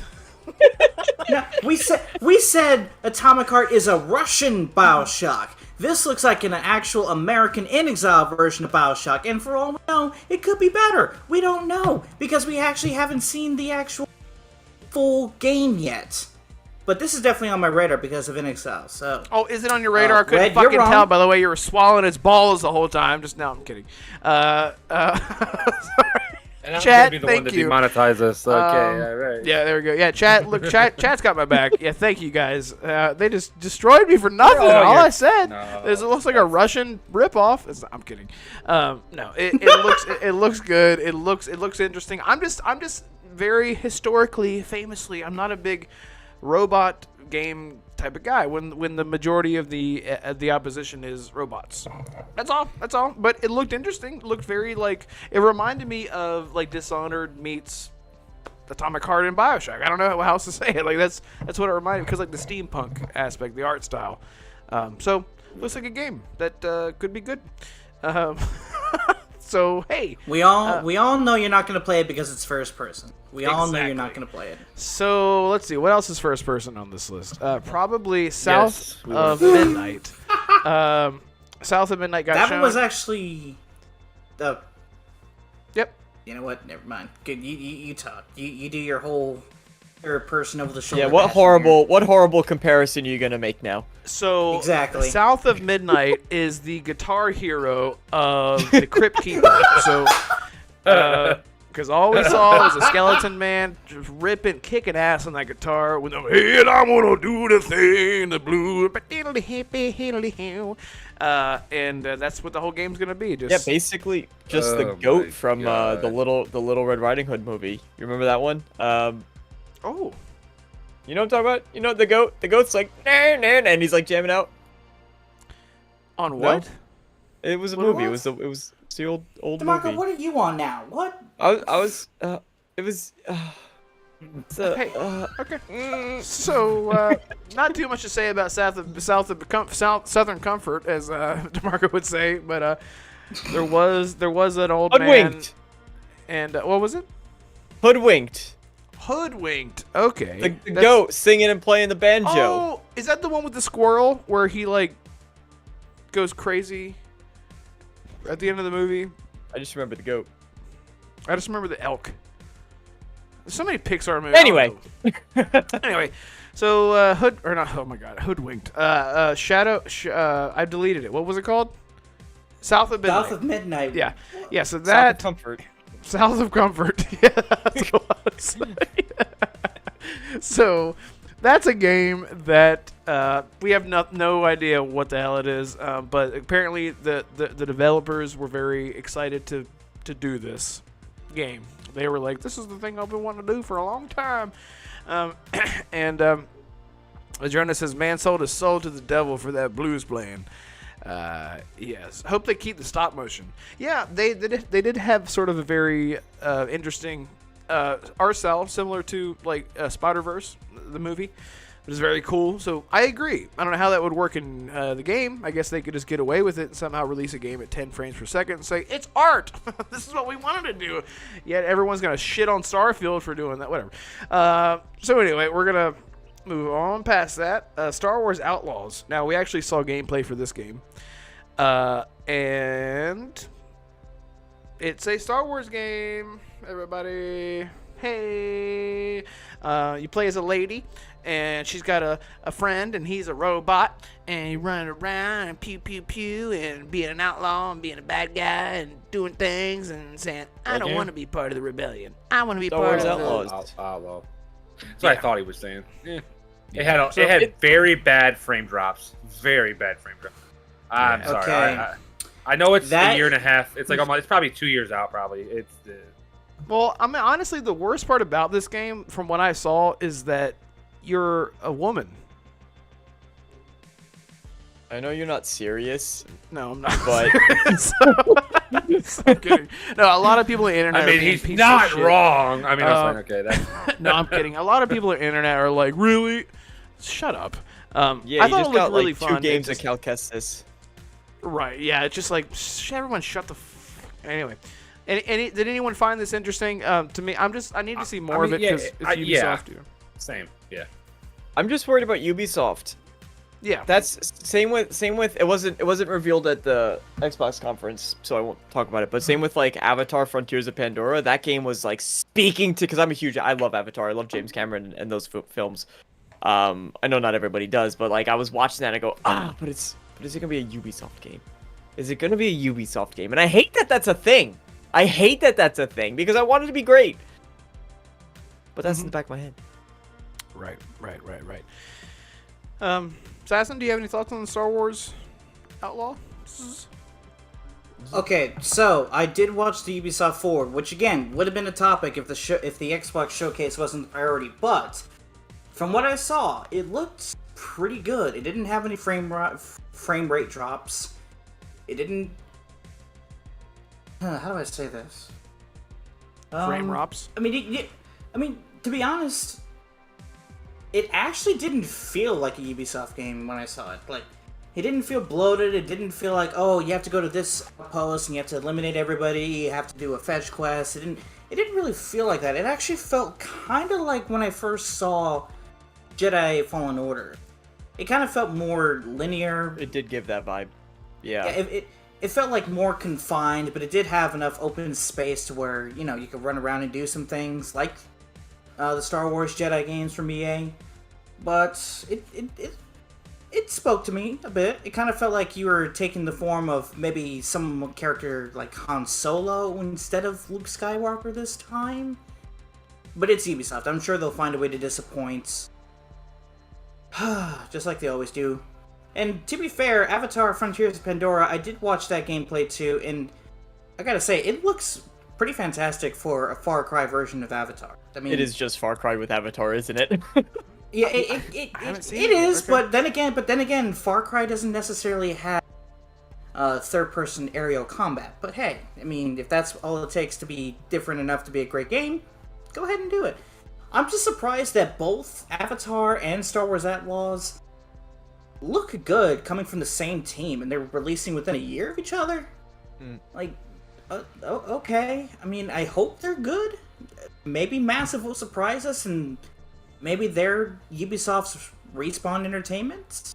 I mean, we don't know, but they do make great games, though. They did make The Division 2, and I put in hundreds of hours into that, so I'm intrigued. I know Red's not because, well, Women. rad. No, I'm kidding. No, it looked really fun. I mean, I don't know what the loop is gonna be like, because it kind of honestly reminded me of the canceled Star Wars game. Amy Hennig, was it Amy Hennig? Somebody help me. 13. Yes, 13. No, well that too. Yeah. No, that too. But Oh, 13, yeah. Project Gotcha. Solo or whatever it was, but that's kind of what it reminded me of. And I was like, this could actually be really cool. The issue with Star Wars games now is that they are limited to canon, and we are never going to get a choice-based Star Wars game unless it's set millions of years back in the day, thousands of years, whatever, back, like KOTOR, which now that game's canceled. So it's unfortunate that they're sort of beholden to this canon, and we can't just like have fun in the Star Wars universe anymore. So this character, this actress, is now part of the Star Wars universe. So movies, shows, everything. So it's not that it didn't excite me. I just didn't have. I don't really see any connection other than a few like little. Oh, look at that droid over there, and maybe this character can kind of pop up here and there. I don't know. I'll just have to see more just to see like what the loop of the actual video game is, because the story is really what I'm most worried about of Star Wars. I'm such a huge fan of Star Wars. And so we'll see. We spent a lot more time on that than I thought we were going to, but Risk It for the Biscuit says Star Wars looked good. It was dropping frames a lot. Watch it again. And then Bushido says I'm canceled. And then I said, did I do that? But hey, Over the Hedge. Thank you, Bushido. That's what I was thinking about, where the squirrel goes crazy in the end of the movie. It was awesome. It was so cool. Perfect. All right. Anyway, let's. We're getting down this line here. Justante, the climbing game assassin. What was this called? Pronounce it properly for us. I think it's Justante, if I remember correctly. Oh, Justante. Okay. I don't know. Yeah, it seems like a very chill, relaxing experience type game. This is the one with the little rats on your back, right? No, sir. That's called a Plague Tale Requiem. Get it right. Oh, you son of a bitch. Yeah, this game looked like Journey, the climbing expansion. No, you know what it looked like to me? It looked like The Last Guardian to me. Okay. Just without the big rat. Okay, hey Bushido, you need to fast forward through. You're like so behind. Fast forward through the show. He's so behind.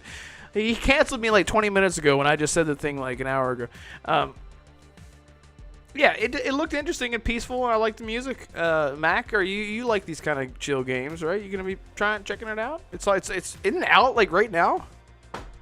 Is it? Yeah. No. I don't know. I don't think. I thought I saw it on the Game Pass. Let me look right here. First thing that Which pops game? up. I want to make sure we're talking about the same game that I think we're talking about. We thought what? No, I don't see it. It's Oh, not you know out what yet. I'm thinking? I'm thinking of the Dungeons of Hinterberg or whatever. Yeah, but I thought that wasn't even out till either. So I don't know. Yeah, I don't think. Oh, I'm looking at what is this? What is this game called? Door Dogny. Door Dogny. It just came out. Okay, If you go like glance at it, you'll see why I thought that. That's not. Moving on. So we gotta. Okay, moving on. So there was there was that fun little game, and then there was the other one, the Dungeons of Hinterberg. Both very similar in its relaxing, chilled vibe, which I love that Xbox leans into their comfort. They got this little comfort zone of indie devs, and they say, just come to us. And those games are bangers, and they don't get enough eyes on them until they get thrown into Game Pass. Like Planet Alana is a good testament to that. A lot of people are raving about the game, including you, DeMarco. I love it. I love it. Mac, I'm almost done. I'm almost done with it. You're almost done with it? Yeah. So I love to see these kinds of things. I'll be checking it out. Just see, I want to cry. I want to cry a little bit. If I feel like I want to cry, I'm going to throw on, whatever. So there's that. Flight Simulator. Anyone a fan of Flight Simulator? It's just kind of like a niche. Like, there's my house. I crash into it. Like, fuck you, Dad. that kind of thing. No, no. Oh, I don't know. The only person I've ever heard, and all the people that I know that game is KY Bob. That's it. He is the only person I've ever heard go, I love Flight Simulator. It's the great. I'm just like, what? Like, I don't know. It's just, that's not for me. If I want to go fly in a plane, I'll go to the airport and fly one. I don't know. This is just not it. I don't know. That's just weird. well, KY Bob's high all the time, so Well, I don't know that's about that. understandable. I'm kidding. Shout out to you, Bob. I haven't seen you in a while. What, do you hate me now? What do you hate? So yeah, I'm not a flight simulator. Just it's cool. It's like a cool tech. Like look at what we can do with tech kind of thing. I think that's the most interesting part about it, because it is sort of it's a thing. Derna says, well, for those people, now you can dive bomb a dune dragonfly plane into your abusive father's house. Yes, exactly. That's what he said in chat. No, I did forget. Yeah, they announced the dune dragonfly thing, and I thought it was part of the MMO. I was like, oh, they're gonna show the MMO. No, it was just they did the same thing with the Halo with the not the Falcon. What was it called? The Pelican, right? Mm-hmm. Did you just call it the Coon Dragonfly? No, sure didn't. Okay. I think I started to Then say you something cut out. else. Yeah, it's not what I said at all. Wow, really trying to get me canceled. So, speaking of DLC, see what I did? Sea of Thieves DLC, Monkey Island. Thanks, Special Nick, for he knew what he was doing. But interesting. Again, like, this is one of those big MMO. It's not even an MMO. It's just like a massive, I don't know what you call it. Sea of Thieves is really special. It's just a live service. It's just a live service game. Yeah, it's super. Live service pirates. Yeah, live service pirates. And so, really interesting to see this new DLC. They're supporting this game forever. Bring third person into the game, please. So it's interesting. I don't really have any, like, sort of nostalgia for Monkey Island. I know that it is a nostalgia sort of sucking force. I don't know what I'm trying to say, for a lot of people. So it's cool. It's cool to see that. It's a fun little thing. Anyone interested in Sea of Thieves other than me and DeMarco? I like Sea of Thieves. I like that they're doing story stuff. I like that it's actually getting into real storytelling, and they can kind of flesh out the world that way. That's what I wanted more of from the get-go, not just like go on this pirate raid and go get this chest. And that was a great start, but where it's gotten to is absolutely incredible to me. So my biggest problem with that game. Yeah, I've wanted to play it so badly lately. I've really wanted to play it badly because I saw Jonas actually in chat. Jonas was playing it a bit, and I was like, I can play Sea of Thieves. Yeah, I don't mind Sea of Thieves. I think it's a great game. The water looks really good. I mean, the game looks really good. But the biggest problem I have is when I'm trying to enjoy a story mode, then I got some 12-year-old and 13-year-old screaming in my ear going, then they're attacking me, and I'm just trying to enjoy the story mode. Now, nonetheless, I'll just probably shit on them, but I want to point to like where like I just want to enjoy the campaign. You know, I want to enjoy the Pirates of the Caribbean one that was last year. But due to the fact that I got on there and tried it, and I got, like I said, like a little kid screaming in my ear, and it's like, okay, I'm done with this game because I don't want to hear the crap, and it's just like then I can't avoid it. You're just kind of like stuck. You know, they need to make it where you can have like either a private world or just something like that where you don't have to deal with that, because that kind of pushes some people off like me. Not that I don't mind it, but like it's something when I'm trying to enjoy a story, I want to play it. You know, I get you. Yeah, it's the same thing with GTA Online. It's like they have passive mode. Even though I have passive mode on, there's still like 9-year-olds trying to run me over while I'm like trying to enjoy a time. The immersion is broken. I get it. It's not for everyone, but I will say, for anyone who has a preconceived notion about what they think Sea of Thieves might be, go play it with your friends. It is so fun. It's so fun. So any other thoughts on Sea of Thieves? We're almost through this, guys. We're almost there. Chat, we're almost there. All Come right, back perfect. to me when you have the Castaway DLC, when you have Tom Hanks and fucking Wilson. I would love the only other pirate movie that I could think of would be The Goonies. Outside of that, there's Peter not Pan. many other movies. Yeah, that would be a good one too. I didn't think of that one. That would be Disney. Good. Well, they already got Which pirates. they already did. Pirates of the Caribbean. They got pirates. So I mean, that would work. Actually, I like that better than the Goonie, I think, so yeah. So Goonies would be there's- cool. yeah. I Yeah, could I mean, even that- see, that would be honestly, I could even see if they really wanted to go, let's get nuts. Anyone who is excited for the Flash, that's wanna just get the nuts? worst. Yeah. That was one of the worst like nostalgia lines they could have thrown in there. It's just so out of place. But anyway, Indiana And you Jones. just said it in our Indiana podcast. Jones, yeah. It's so Indiana Yeah, but- Jones. I would love to, or Atlantis. Do you remember the old Disney movie Atlantis?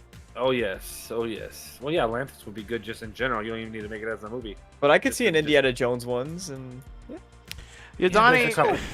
there's a movie called Pirates, and I know what you're talking about. It's just nothing but half-naked women.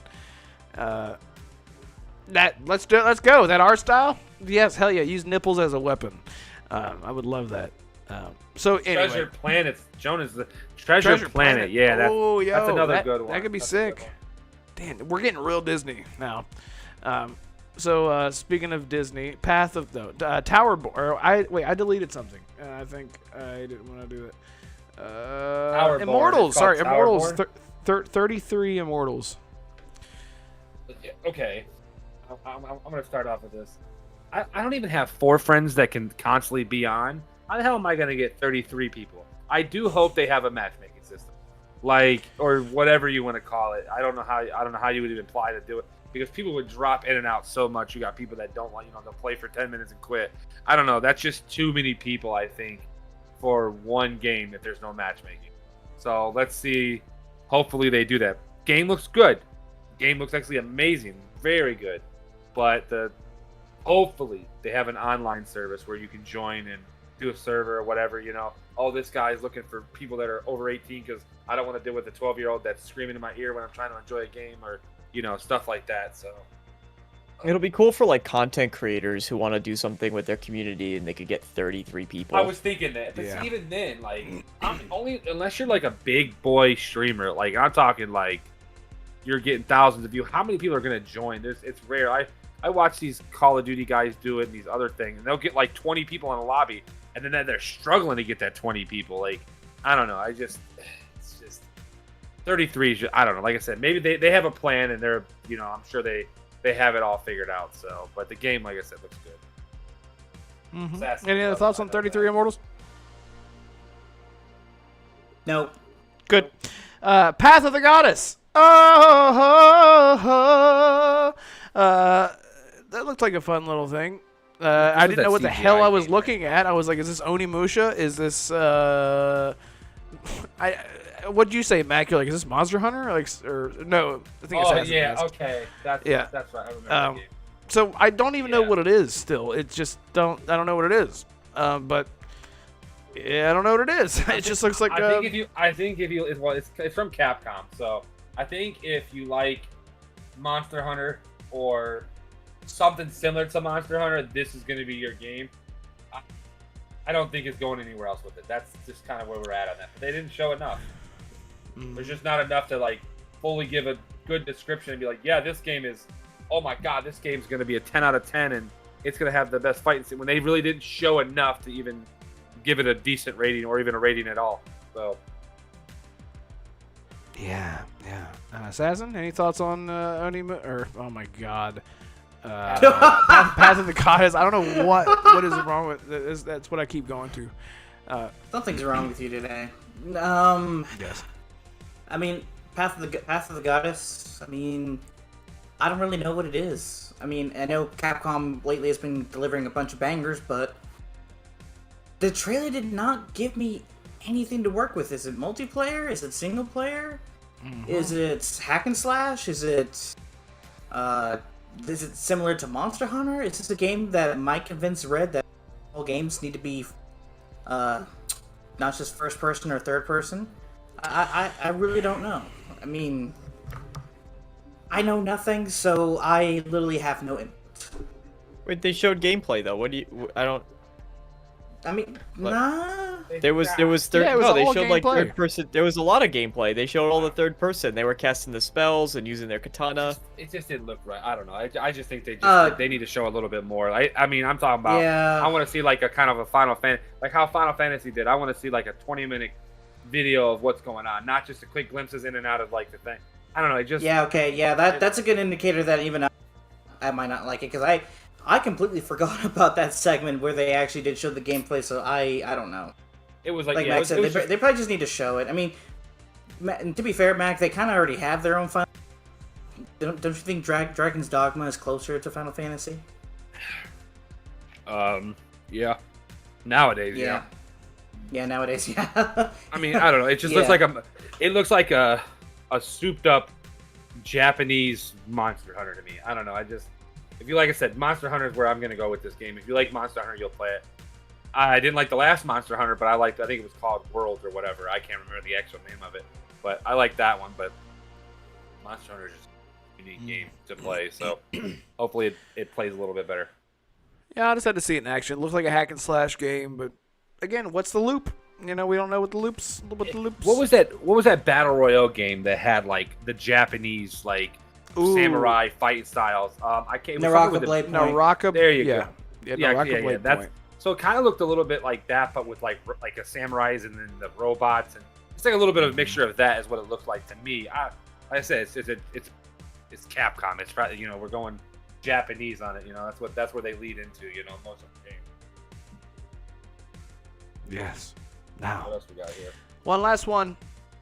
Towerborn, and I have to pee on this now. What did we think about Towerborn? Did he just- He had to go pee. Marco, you go first. Yeah, Towerborn was so I liked the concept that they kind of had this like board game-esque concept with the hex grid when they went out to do the stuff. Yeah. I also, when we were watching, if you guys watched the extended showcase, it really talked about how those developers were very passionate about building that game, and I bought into it. I believe that. Though it looked to me kind of like a different type of Castle Crashers, actually. Yes, exactly. I was just gonna say. Yeah. Castle, yeah, that's so. If you look at the graphics of Battletoad, kind of like with like Castle Crashers, is where I would put this at. It's a side scroller. It's a platformer. It looks good.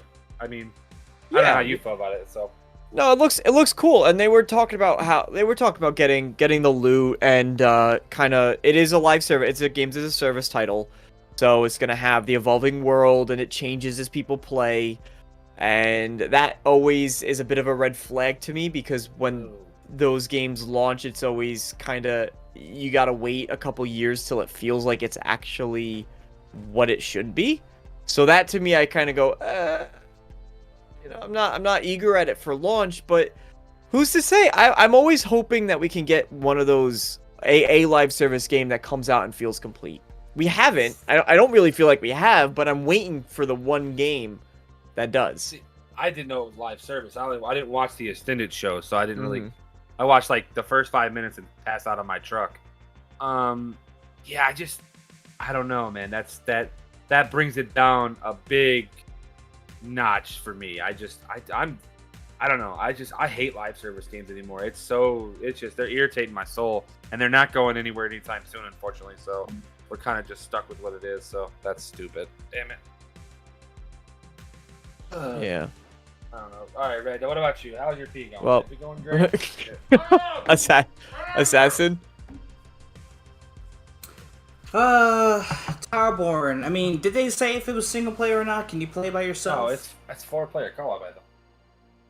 Okay, I didn't know if they- you could do it solo though. There's no reason you can't. It's just obviously then, yeah. the game's Okay, if the game is single player, then I'm all in. If it's not, if it's gonna force me to play with people that may or may not stick with me the whole game, then I'm not interested. But I'm glad that the team behind it at Stoic is, passionate about the game, and I know that they're very excited for it.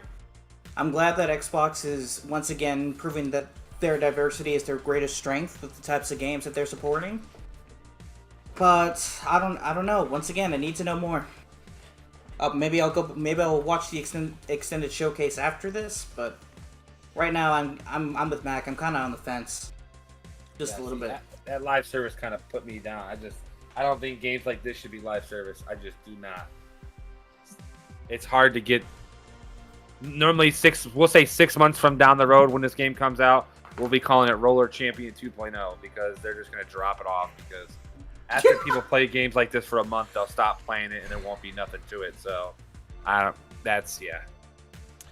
Jonas says in chat, Red is stuck with lies of P. I saw that. Nice. Oh, look, I haven't seen Julian. Welcome to the chat. I don't know who you are, but I want to get to know you. Thank you for jumping in the chat.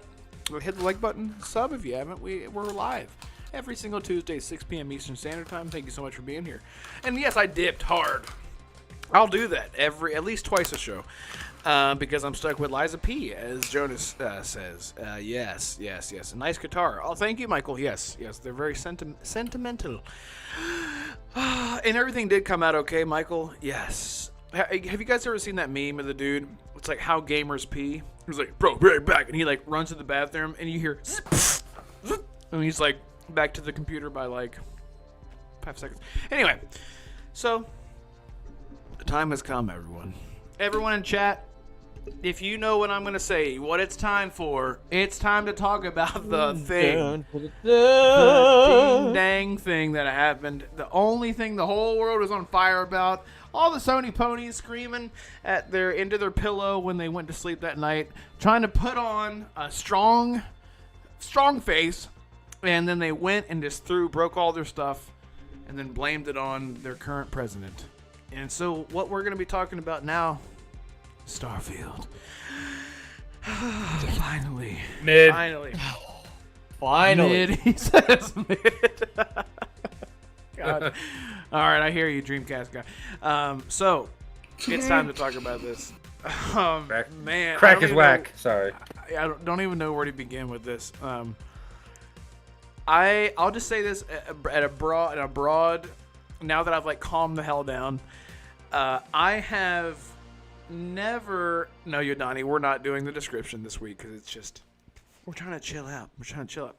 And save time. But overall, Starfield, I knew that they said half an hour. We're gonna get a half an hour direct with Starfield. We got 45 minutes of Starfield, and I know there was a little bit of fluff there with the collector's edition and whatnot. I never imagined I never thought that this blew me away. Earlier I mentioned in chat, I think Jake asked, did it check all your boxes? Every single thing, even things that I was speculating about, and if you were there in the live stream, I was going, I said this was going to be a thing. I said this. It happened. I'm sure, DeMarco, you were the same. I knew. It's so validated. I cannot believe how much, not only that they showed, but what is actually possible that we were just speculating about, being excited about. Wonder if we can do this. Yes. Wonder if we can do that. Yes, you can. And to say at the very least, this there were two things that popped into my head as far as quotes. And it was Todd Howard saying, we have poured so much into this game, we can't believe how much we poured ourselves into this game. The second quote is Pete Hines years ago when they were having an interview with him. I believe it was IGN. And he said, they mentioned Starfield, and Pete Hines just said, that game is it's crazy. He literally said it just like that. It's crazy. And I was like, I hear you, bro, whatever. But Crazy. Sorry. It's yes, man, Skyrim. Yes, Jonas, exactly. So I just don't even know every single thing that I wanted this game to be. No hyperbole whatsoever. I only asked for two things, really. Can we walk around our ship in space? C. Can we be a bounty hunter? De nada. That means that's not the right Spanish word. Yes, we can. So those are two big things that they said yes. Okay. Where to begin though? DeMarco, you had a huge stream about this. You had like a 17-hour stream or something about this game. What were you feeling? Yeah, I did a 24. Yeah. No, 24-hour analysis of Starfield. No. There's still things I missed. There's still things that are getting pointed out, things that I didn't even look at because it was just so much. I was incredibly hesitant about Starfield. I was so hesitant, and one of the things that absolutely horrified me about this game, I say horrified, not that bad, but I was very, very reticent about was all the ship stuff, and I was actually really relieved because I watched, if anybody watches Gopher Vids, Gopher released a video that was called like Hyper Tripe for Starfield. And he actually had very similar concerns, and I was so glad to see that. I genuinely wasn't, and I respect that man's opinion up the wazoo, because he just knows how to articulate his, you ever have that person who could just, they say things and then you go, oh yeah, yes, you're right, you're right, because they're so articulate with their words. And to me, that's Gopher. I just agree. And so he was saying things similar, where the space flight concerned me because he had different reasons, but mine was, I was worried that it would feel as though it was this tacked on element that felt more of a chore to do. And I was worried about what that meant for the scale of the world. If you did have ships, now you have 1,000 planet or infinite planets in the procedural generation. I went, oh god, is that? Because what I love, and again, go for affirm this. What I love is the handcrafted worlds. I love that about Skyrim, and I know people think that Skyrim's map is too small and too dense. I think it was perfect. I loved it, and I could go a little bit bigger. But I thought it was really good. And so seeing that showcase completely turned almost all of my concerns around. Almost all of them. But it was immaculate. What was your Maggot Assassin? You can look. Assassin's got his mic muted. He's like, I'm not gonna get the talk. Yes, you will talk. Yes, Mac. I just want to ask DeMarco this quick question real quick, and chat also. Chat and DeMarco, what boxes were checked for you? And as Jake would ask in chat, what were the things that you said, I hope we can do this thing, and that was confirmed for you? What was some of the bigger ones for you? Walking around your ship when it's in space? Shut up. Nuh-uh, because we would have talked about that. Mine, it was being able to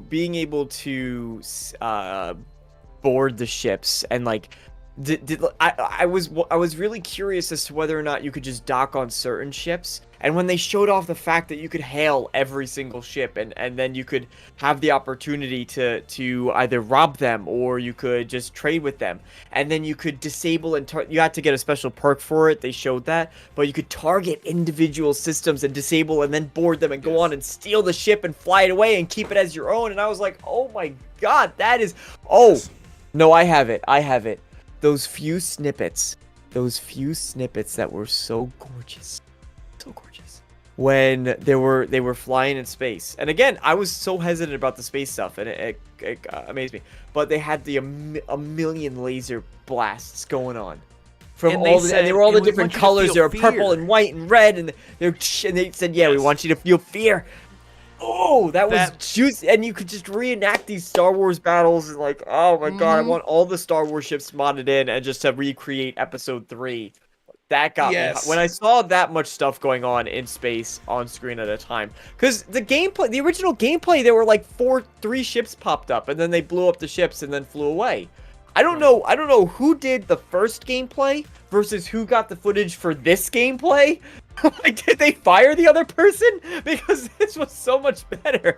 Or they just, I don't know. This was just such a better highlight of what the game actually is. And no disrespect to the person who did the first showcase. I'm not trying to like say it in a mean way. Yes. And yes, that moment where they said, we want you to feel excited, and sometimes we want you to feel fear, and it's that moment where I can imagine me being like, holy shit, a million lasers firing at you. That dude's like, nope. I love that. So yeah, everyone in chat is losing it now. Finally talking about Starfield. Let me just back up here a little bit so I can grab everyone.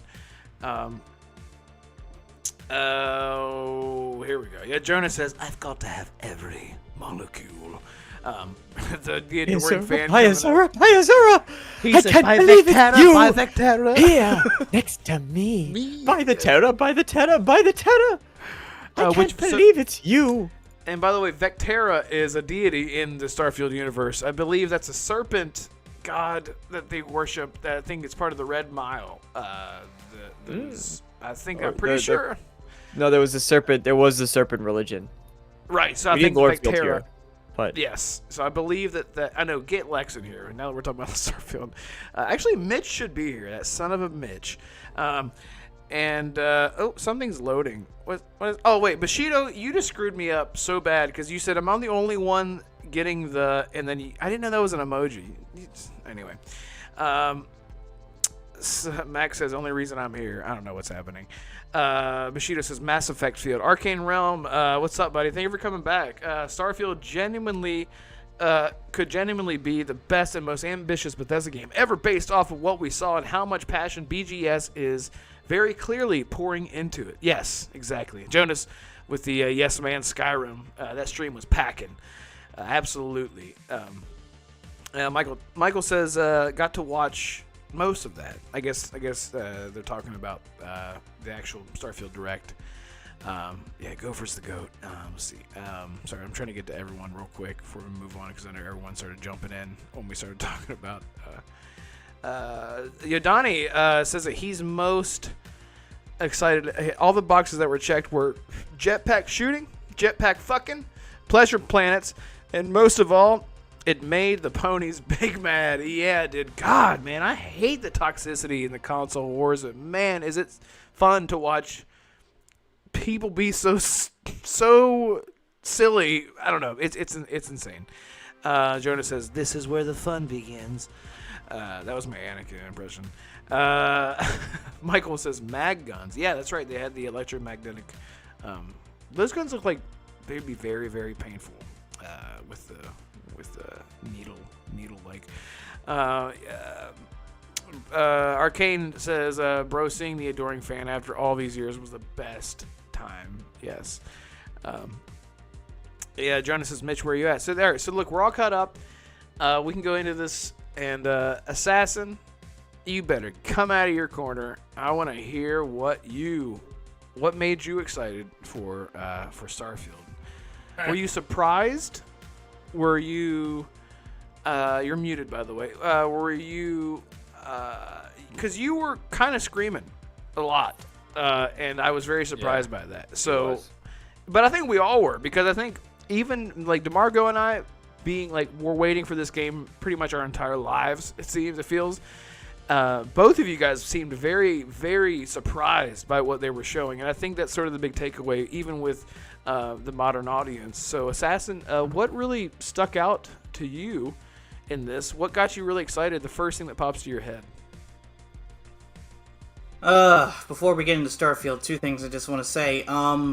For people who don't know, DeMarco actually had a stream last week about Starfield, Stars for Change for St. Jude. He managed to raise $2,000 in that stream, so if everyone in chat can give him a round of applause for doing so, that would be great. Congratulations, Give yourself a round of applause, DeMarco. It was over $2,000. And baby, let me tell you, it was. There you go. Give yourself a little meow meow meow. There you go. Hell yeah. Yeah, it was an insane time. There we go. Second thing, I just want to point out, Red. Even though you're the host, it's good to remind everybody, if you like the content, go ahead and like and subscribe. We're almost to 100 subs, so I'm pretty sure that would make everybody, especially Red, very, very happy if you could. Share this out to a friend, share it to family, share it to anybody who likes gaming. Just your dog. Bring them all here. Your We're cat. all a big happy family. Jake, if you're in chat, go ahead. I mean, well, I'm not just speaking to Jake, but he mentioned before in a comment in a past video how he feels like he's part of the family. That's what we want to do here. So come on in. They'd beat Just be you part like of the the family. redheaded stepchild. Okay, carry on. What the Welcome to the family, fuck? son. Okay. Oh God. Yeah. All right, back to thank Starfield. you. Back to Starfield. Yes, thank you for saying that, Assassin. Yes, thank you so much to everyone for being here. And you couldn't have said it better than that, Assassin. Thank you. Yeah, hit the like button and hit the sub button. We're almost to 100. Be a part of that final 10. And that way, every time that you comment, you can say hashtag F10, and I'll know that you are trying to be Titus from Final Fantasy X. No, that you'll be the final 10. We're almost to 100. It's crazy. We got like tons of subs in the past. In October, you guys, when we brought this up, remember it was September, October. We brought this conversation up with this podcast, and people normally say, "Oh, we're gonna do one thing," and then just kind of move on with their life. They don't ever really bring it up again. And then, I mean, we're 23 episodes in. That's 23 weeks I've been here 22 of the 23. It seems like a long time. I mean, it's been great. I mean, we've had a lot of laughs. DeMarco and then our friend Sapio leaving us midway because he abandoned us because he doesn't love us. And then getting DeMarco here. I mean, it's been a lot. You know, it's been really good, you guys. I know we're Oh yeah, still this in is it. my last show, by the way. And there's All right. all right, we're taking applications to get to 102. Also, $100 entry. No, No. but it's been fun, you guys. I know 23. I've had my days where I'm like, man, I really don't want to do it today because I'm kind of tired from work. But then I get here and 3 hours pass, and I'm like, where the f did my day go? Like, Yep. I've sat here for 3 hours not realizing, and it's been already 2 hours now. So, all right, but let's just, and congrats, DeMarco, since Assassin brought it up on that. Yeah, thank you. That was a wicked, wild event. That was amazing. I actually thought Yeah, it was absolutely Thursday insane. night, and then I was because I've been busy with the move and stuff like that, and I just finally actually got to sit down today more than 10 minutes to actually think about it. I'm like, damn, I would have been there. I just thought it was another day, and it's just that's how much life's been for me. So, but unfortunately, You it is got what it. it Yeah, busy. busy. All right, go ahead, Super Assassin. Talk about this super damn busy. Starfield you love so much. All right, so Starfield. I'm not gonna lie, the gameplay, everything was great, but that's not what hooked me on the game per se. It was the team's passion behind it.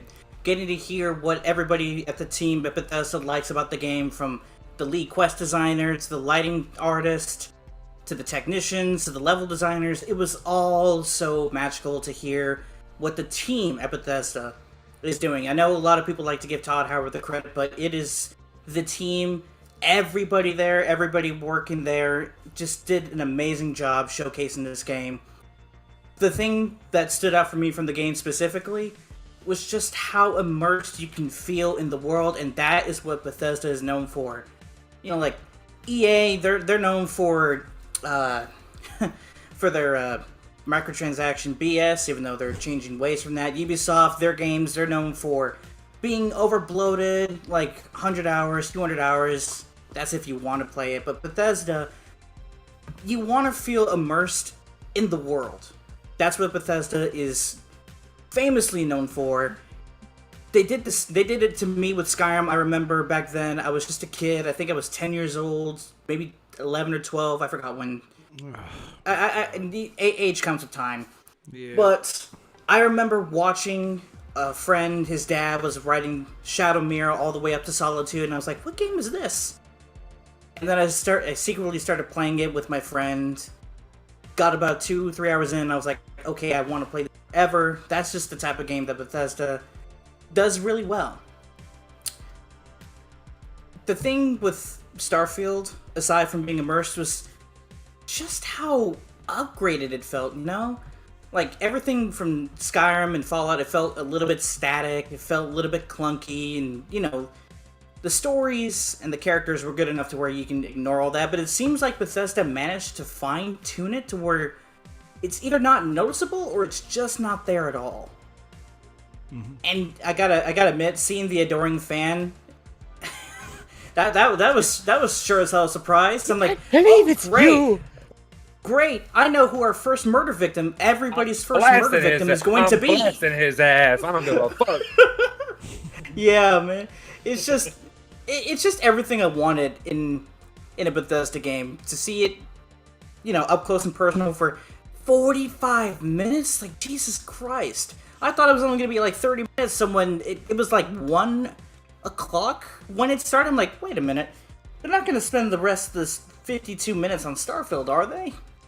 And they practically did. It did very well. For people who don't know, the pre-orders for Starfield on Steam, it's literally still #1, even 2-3 days later. The Consolation Edition sold out immediately. It's going to be a big juggernaut, and I can't wait. Even though I said if it's 30 frames, I said I'm not going to do it. I'm not going to play it.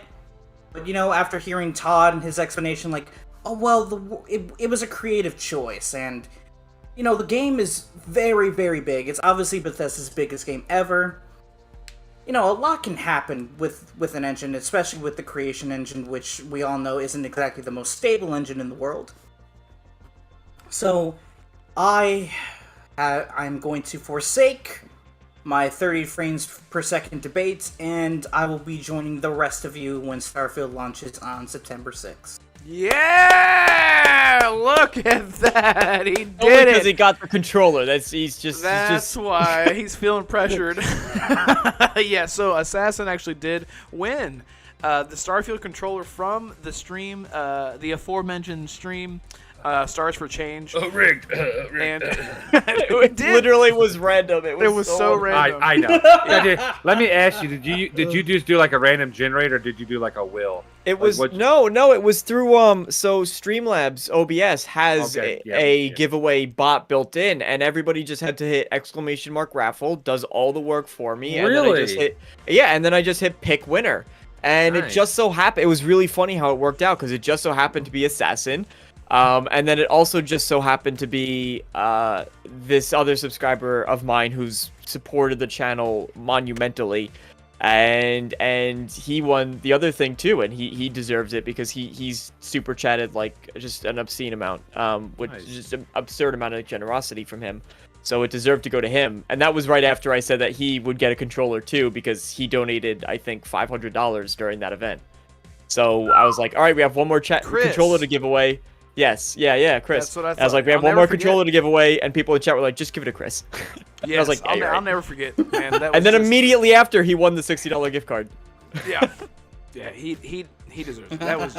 I feel like what do they do that? You guys are laundering money and shit in this freaking the whole time. Y'all don't even realize it. You're just laundering. He's sending money. You're sending this. Red, did you try to get the Constellation Edition, or was it? Oh, what the hell? That was a good one. What are you talking about? I couldn't afford. So shout out to the Lorefield dudes because they tried to help me. Well, I don't want to go to BTS with this. The answer is no, I didn't get it, but we will see what happens in the future is what I will say. Because I'm working a lot right now, and you can't find it anywhere, and if you can find it, you can't finance it where you can find it, if that makes any sense. So some places you can pay it off, and other places where you can find it, you got to pay it all up front. So we'll see. But I did get a version of it, an edition of it. Doesn't come with the game, but it does come with the Steelbook. It's only $35. So if you want the Steelbook and the DLC, it's $35. It's the premium physical edition, and it again doesn't come with the game. It comes with the DLC. Comes with the skin pack, the patch. I believe the soundtrack and pretty much everything but the watch in the game. Right, yeah, That's exactly. Yeah. Pretty much, yeah. And it's $35. So that goes to show you, because my smartwatch, the one that I have on, it was like almost $300 fucking dollars. So I get why that edition is so expensive, because smartwatches are not cheap. So I get it. But yeah, so anyone who got it, good for you. That's awesome. But we'll see what the future holds. I'm really trying. I really do want to get it because I feel obligated now. A lot of people have tried to help me. Certain people have really put out a lot to help me get it, and I sincerely, I can't. I was literally in tears when some people reached out to me with it. I don't know. I'm saying some people because I don't know what I'm allowed to say as far as like, you know, it's a private thing. It's my friends. Yeah, what do you got going on? I want to know. I'll tell you after the stream. But so anyway, so back to it. So Assassin is joining the Starfield community on September 6th. That is awesome. Anyone else, September 1st, if they got the Constellation Edition, speaking of. I'm going to go ahead and end this poll here, and it looks like everyone who watched Starfield got it blew me away. Yes, it did me too. It looks like no one was really... I want to know who said... You know what? I don't care. To each their own. But look, Mac, it's your turn. Tell us what got you excited about this game. Whenever you started being like, "Damn, dude, what?" You guys have like pretty much hit it all on the money. And the like, I don't know what they're exactly called because I know it's called. There's certain things, but like where you kind of get like a perk system. I like that where like you get a jetpack, you can talk to people a little bit. A skill, yeah, I know it's a little bit. They called it something different though in there. I don't remember. I don't know what it was. That I like that ideal, you know. But the good thing about it is, like, you can like be like a celebrity, but you can take it away if you don't like it. But the biggest thing is like if you're a fan, like what was it, Wholesome or whatever, you can still kill those guys and stuff like that. I thought that was pretty cool. I don't know, just all around the game just hit everywhere where it was supposed to. Like, and I'm not really into the building aspect of like making a ship or anything like that. I played, I'm gonna say it, No Man's Sky, and I could give a rat's ass what ship I had. I didn't care. There was no reason. This gives me a reason to enjoy my ship a little bit more, and then to be able to hijack ships. So if I'm cruising along and I'm like, oh, I really like this guy's purple banana boner ship, I can rob it and take it with me and put it in my freaking like garage, pretty much, which is cool. I like that. The gunplay looks so much better than last year, way better. It's what is it? It's software. We've talked about this. Them fixing that. Oh my god! I said last year when they pulled the shotgun out, he was walking up the staircase and he pulled the shotgun out, and how bad it looked. It looked like Fallout 3 bad. Like, because you gotta realize we're fucking 15 years later and the game still looked bad. It looks more fluid. The guns, your third person mode looks amazing. I cannot wait to play. I'm gonna play in third person. I don't care. 30 frames in third person is better than 30 frames in first person. So if you're gonna play in that, we have to play in it naturally. I don't have to. I'm gonna play it on my PC, but I'm still gonna play it in third person just because it just looks better. I don't know. It just looks really good to me. I just can't wait. This is the first time I felt about pretty much since Witcher 3 RPG wise. Like I said, Cyberpunk I enjoyed. Other games like that, really great. I enjoyed it, but I'm taking off work to play this game. I haven't took off work for a game since Destiny 1. So if that means something, it just shows you that this game has hit my money spot where I want to play this game and enjoy as much time as I can. And I think it was Jonas in chat. Matt Booney said something about this is the least buggiest Bethesda game ever launched. We all know Bethesda games are buggy. We all know that you'll be walking and all of a sudden you're in the holy grail of another universe because you fall to the ground. Numerous times on Skyrim it happened. I've been launched by a troll into the atmosphere of atmospheres. I mean, there's just stuff like that. This is like, okay, what the hell? But I guess Matt Booney said this is it. You could play it right now. You would get the least amount of bugs in the game ever, which is freaking. That's what we need. This is why I'm happy it got delayed a year, because they fixed the problems. So cannot wait, and I can't wait to see Assassin say he loves this 30-frame game, because every time he brings a 30-frame game up after this, I'm gonna burn his shit to the ground. Don't scare him away. No, burn. Okay, I love you, Assassin. I gotta give Assassin as much shit as possible, but. Look, the only reason why I'm even playing it, even if it's 30 frames, is because of the size and magnitude of the game. That's it. I'm sorry to interrupt you. Yeah. No, I'm sorry. Go ahead. Just go ahead. I'll get I still believe that games should be 60 frames per second. I think that we as gamers should get a choice. But if Starfield was not as big as it's claimed to be, then I would still not play it. But just because of the size and because, you know, Bethesda, we all love Bethesda games. We're all Bethesda fans here. We all know this, especially Red and DeMarco.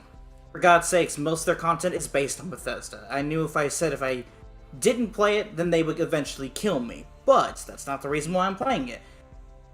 No, I'm going to give it a chance. Plus, there's still a chance that I may play it, and I will still get motion sickness, and then I won't play it. But I'm going to give it a try. It's going to be free on Game Pass. I might as well just go ahead and do it. And then if it's that good, and if I'm not throwing up every hour or so, then I'll go the mile further and pay the $35 for the premium edition. Yeah. I think I have to pay that for the 5 days early access, though, right? Yeah. So you're gonna pay for that. So it's interesting because I'm sorry I said that I would. I just to clarify. Well, let's try to clarify this together, because this is something that I did want to touch on. The premium edition does come with a up to 5 day early access as well, but it doesn't come with the game. And Mitch and I from Lorefield were talking about this, and I'm like, so it doesn't come with the game. What does that mean? Does that mean that it's since I have a code for Game Pass early access? Is that what it means? So naturally this premium upgraded edition that's only $35 is meant for Game Pass users. It's the VIP thing of like Forza. So you get the game early. You don't need it. You got Game Pass, right? You download the game like you normally would if you have Game Pass. Unlike you, right after October, you won't have it. But Right. I don't know. I don't know if clearly you're gonna keep it. I'm sticking to my guns, baby. No, you're not. You're lying. I'm doing it. So if you have Game Pass, you buy this edition, this premium thing. You just, you put when you get the, open it up and do everything, you get a code. It gives you pretty much like an upgraded edition of the default game, right? But you still need the game, so you either need it through Game Pass or you need the disc. So you need still one or the other. That's all it is. It's just like a VIP upgrade to where you can get it instead of like, it's more meant for Game Pass users. This isn't meant for like, I mean, you're clearly getting the steelbook out of it, so it's a win-win for you. But most people that are going to buy it on the Xbox dashboard, they don't get the case, they don't get the little patch, they don't get this, whatever else there's, the physical you can get from the thing. So that's why it's a little bit cheaper online, because it's only like $32 or something like that on the dashboard. But like I said, it's just pretty much meant for Game Pass people to get it early, like Forza, like how Horizon 5 did it like 2 years ago, where it come out on a Thursday night instead of the Tuesday. You got to play it earlier. You paid the VIP the $50 to get everything, season pass, all the DLC, all the pre-order shit, all of it, and then you get the 5-day early access, which is this is why people are going to buy that. That is that's how they sell. So yeah, it's so nice. That's really interesting. I'll go to you next, Assassin, just real quick, because I was sort of, and DeMarco might be with me on this. I actually, I wasn't really a fan of the early access, paying extra for that. But if it's for the current service, I guess for Game Pass specifically, I guess I can understand how that is more enticing, since you're paying a little bit extra to play it early. Like Constellation Edition, if you're paying that much money to play it early, definitely disagree with that. But if you do want all the good gear and the cool loot, that's fun. So Red, I would recommend you $35 because it comes with the DLC and it also comes with the steelbook and all that. 5 days early, yes. Yeah. So I would recommend you just getting the $100 edition if you're actually gonna buy the game itself, because I know I think you said you're buying the physical one. So just buy the $100. Go look and make sure, double check. I'm not 100%, but I think it has it. So pretty much the $100 edition is the same thing with the premium upgrade for the service users, right? So that pretty much, the only thing that's different is the $100 one. It actually comes with the game, and you save like $7. So I would do that when you buy it. It's $7. Yeah. I think the big thing for me about it is you get the DLC, and that's what you're really paying for. To be honest, it's the $30 for the DLC. Like, you're paying for that. But if that's the case, why not give the early access to people who pre-order? Like, if the DLC they're valuing the DLC at $30, then just if you pre-order the game, you could play it 5 days early. And that to me is fine. But the thing, they know they're gonna get people. And I said this in my overall reaction to it, is that they know people will buy into it. And Matty made a pretty good point. Mr. Matty Plays made a pretty good point where he mentioned how they might be tying this to kind of make up for some of the Game Pass sales that they're not getting. And I was like, oh, 30 yeah, million. probably. I don't know. 30 million is a lot.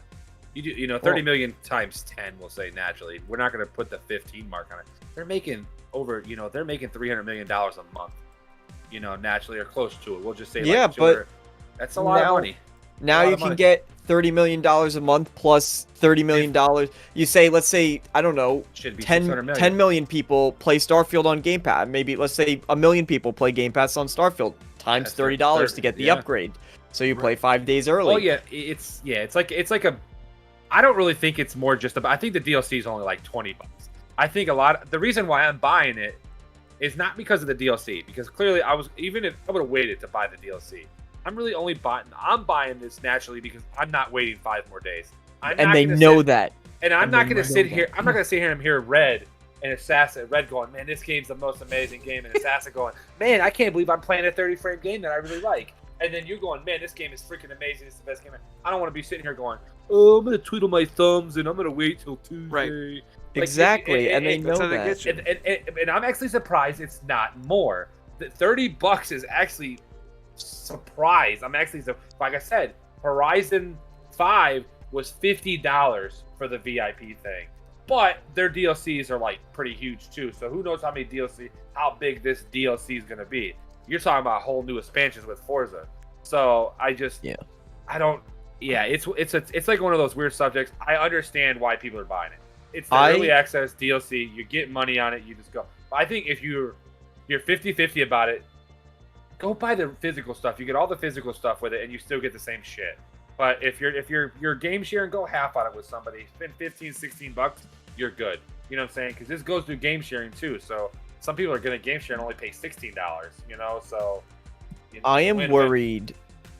I am worried that this is like. So Starfield is more fair because you're getting the DLC with it. And we know that Bethesda's expansions are pretty meaty. They often are. And I don't think Starfield's going to be any different. Yeah. But I'm just worried about the precedent that this sets for other games where it's just going to be, no, you don't get the DLC, but here's the $20 play it 5 days early. Here's the $30 play at 5. You get another edition squeezed in there. You get the early adopter. You get the standard edition for $30 extra. You get the early adopter. Then for $50 extra, you get the early the premium edition, which gives you the season pass or a DLC. And then, because keep in mind, this isn't even the DLC. You're not getting the whole DLC.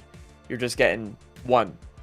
Or a season pass. You're getting one expansion out of possible multiple. So yeah, I'm worried about the precedent as to where it goes from here.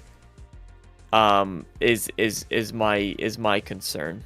Yeah, and the thing is, I think we saw this with, now Mac, you can probably tell me, with Diablo. Diablo 4 did something similar with this, and I think a lot of Ubisoft games have been doing this for a long time, but they are charging out the wazoo for it in comparison to, and I guess this is what I mean, DeMarco. We're already paying for, if you're already paying for Game Pass, then they charge you $30, essentially 32, 34. It came out to like $32 whenever I got mine. You're already paying for Game Pass, and then $32 gives you early access along with DLC.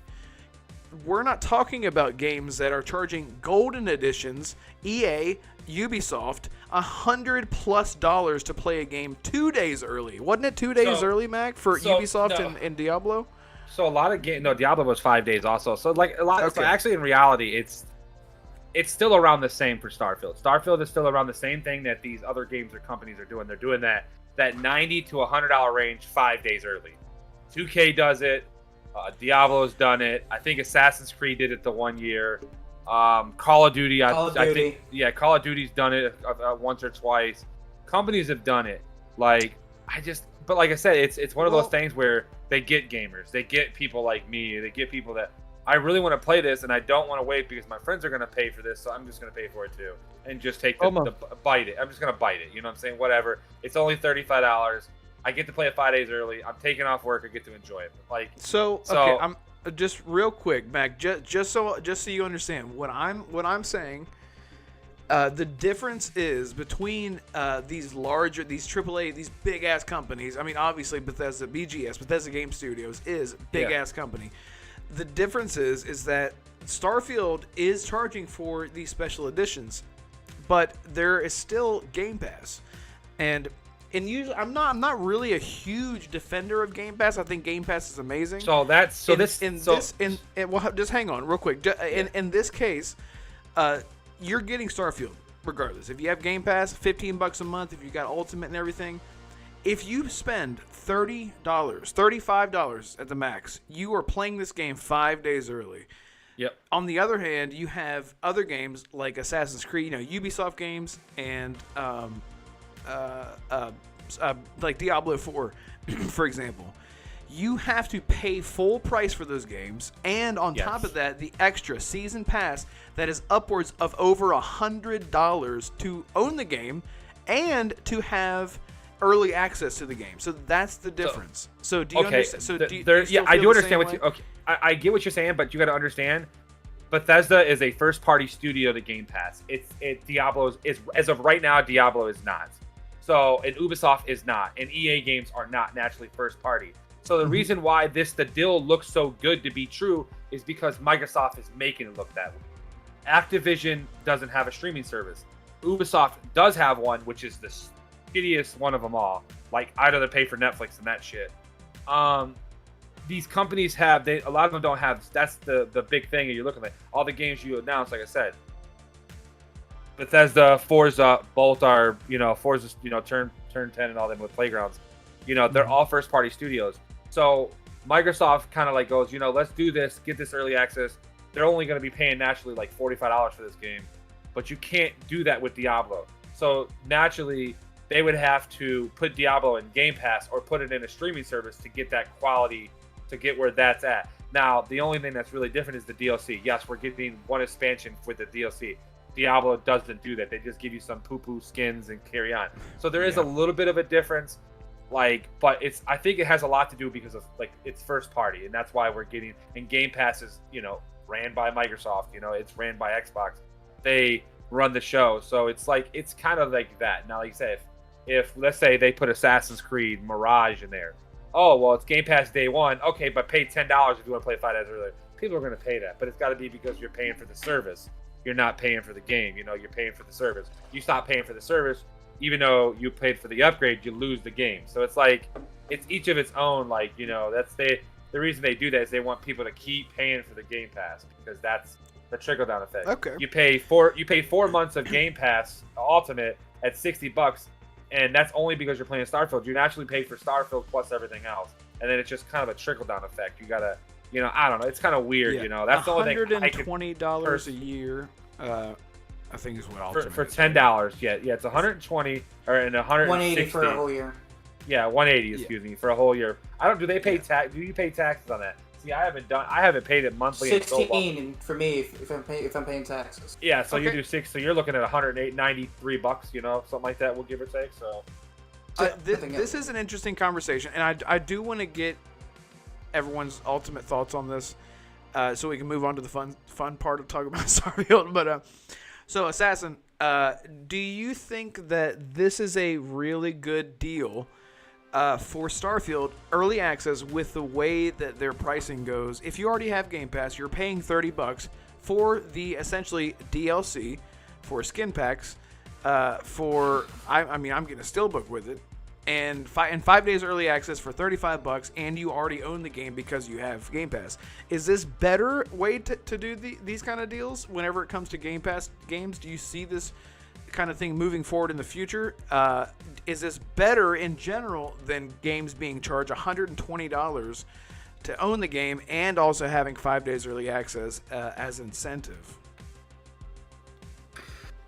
Well, I think it also, one thing that you guys haven't really talked about that also goes into this, it also depends if the studio that you're willing to support has been releasing good, high-quality content. I mean, Matt can correct me if I'm wrong, but 2 million people paid for a certain edition of Forza Horizon 5, and those people, that number grew within the 2, 3, 4 days before Forza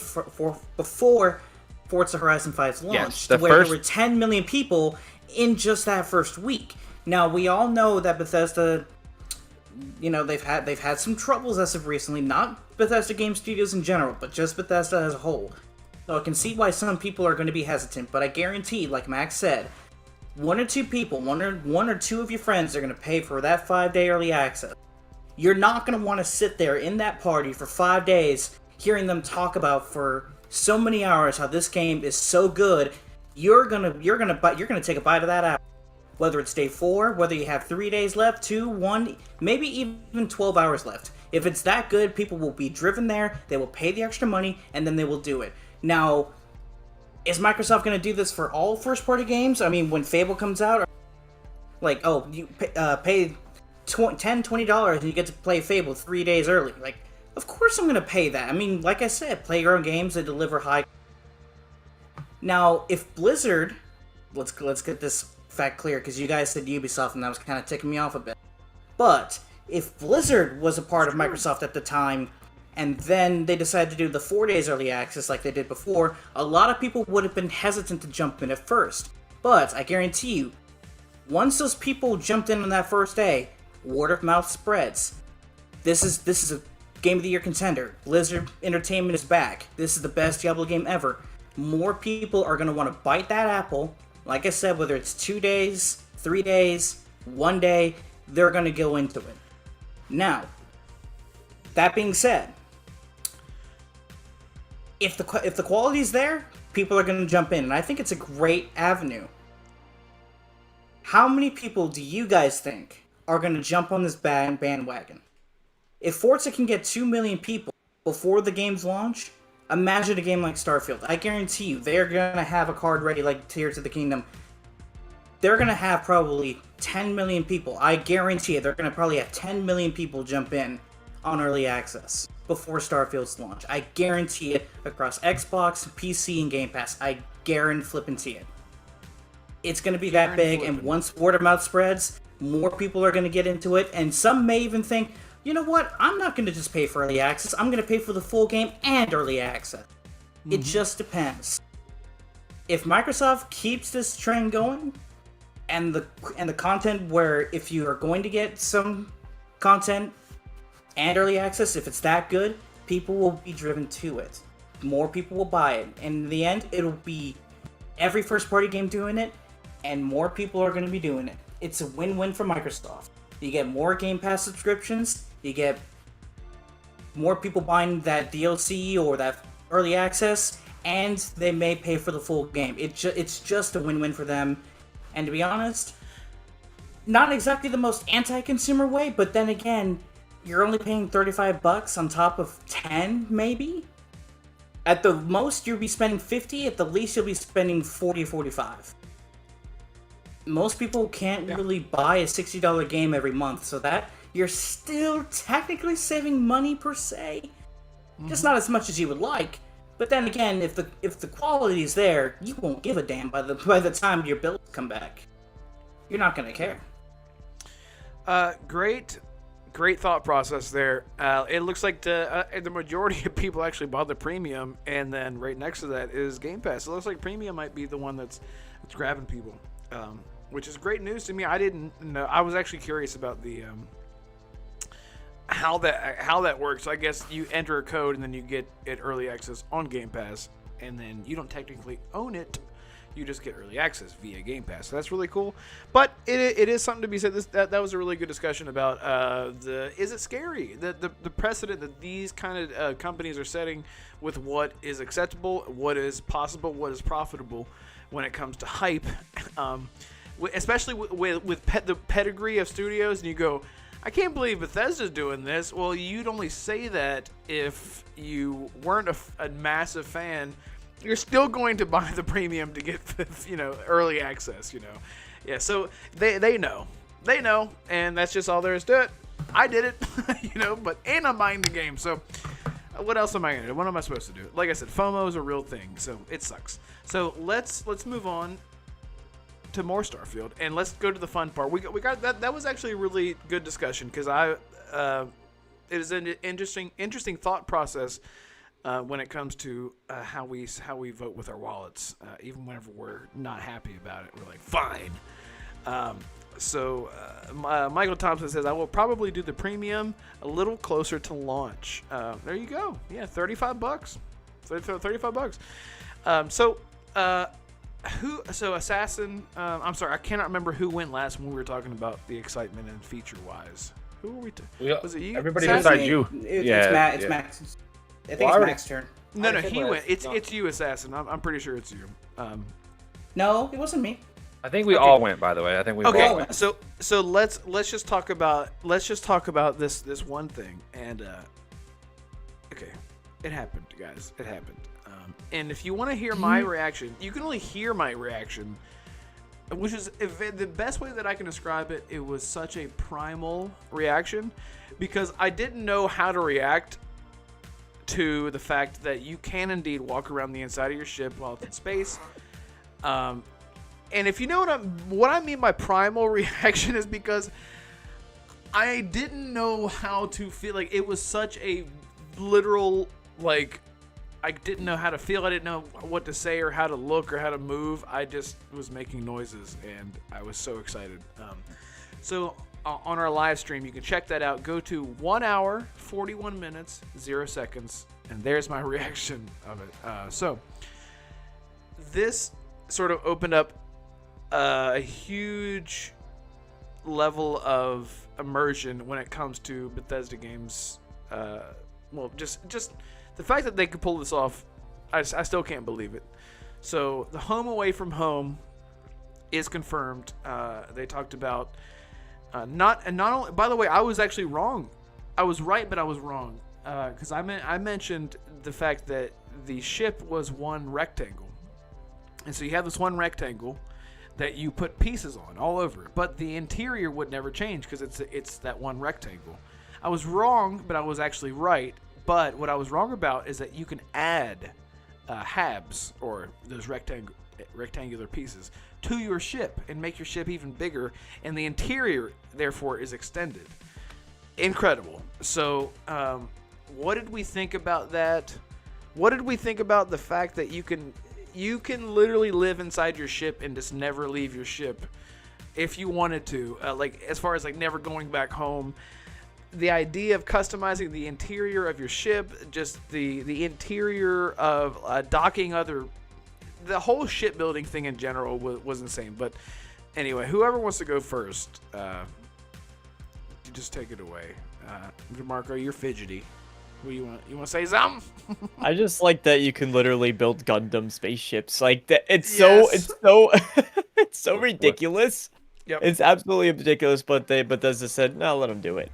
And I respect that decision. Like, they're going for this hardcore sci-fi game, and you're flying around. And I mean, I want to say Jane, I forgot her name, the developer who's like, yeah, I make the animals. And she talked about her platypus ship. Like, Yes, shout out to yes. her because she was just amazing.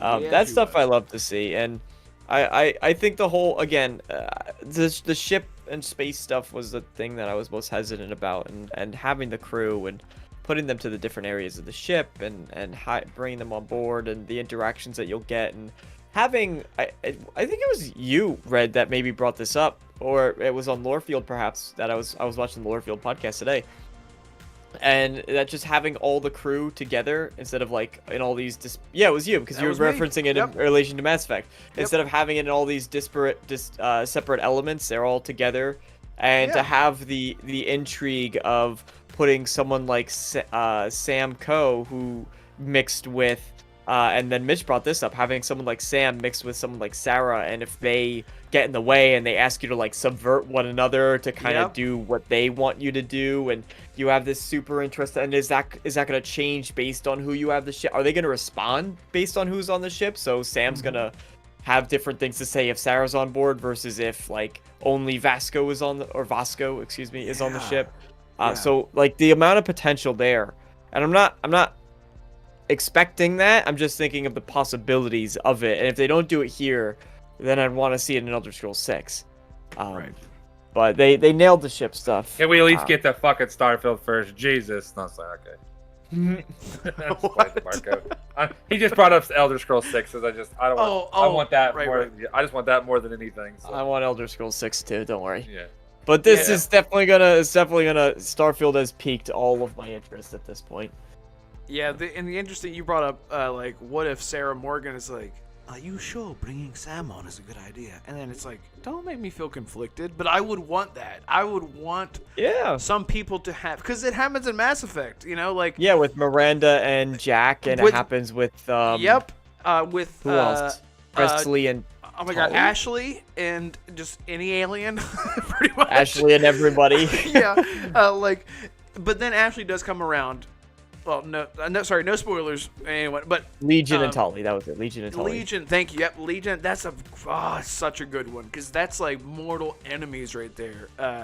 Anyway, yes, I want to see that. I was so surprised by that, and again, I did say it on the Lorefield show. Really surprised, because I was happy to see that it's not going to be like, come report to us all at once, all in this one room Once they come. every single time. And so the fact that it's not going to be like this, we're the council, you report to us. They're like, listen, you have a special gift, which we'll talk about that. We're gonna follow you. We trust you. It seems like you're the one. You're the key to this. You're gonna be the sort of like the pathfinder, if you will, of this journey. So we're following you. We trust you. We're gonna come with you, and wherever you go, we'll see what happens. That kind of thing. So, Assassin, are you? Did the shipbuilding intrigue you at all? Were you really? Were you scared when I was sounding like a primal ape losing my shit? What did you think about all the shipbuilding stuff, the interior, the potential of actually being able that your ship is indeed a home away from home with companions and hiring people, that kind of thing. I really did. I liked it, and the fact that you can always add interior, it was good to hear. Like, I'm a big fan of showing off my weapons, and to hear that I can add more armory sections to the ship, show off more weapons, that made me happy. It was pretty funny hearing your reaction to walking around the ship, because I think I was 2-3 seconds ahead of everybody else. And I saw him get up out of the chair, turn around, and walk the ship. I'm like, Red, you're gonna want to look at this. And all of a sudden, all I hear is, yeah! And it sounded like did you throw your chair or something? Because it sounded like you threw something, walked around your room screaming, let's go, and you came back, and I don't know what you did, but that's what it sounded like. But ship customization, bringing your companions along, there's not really much more I can say other than it was great. It's fun to see that Bethesda's still keeping to its roots.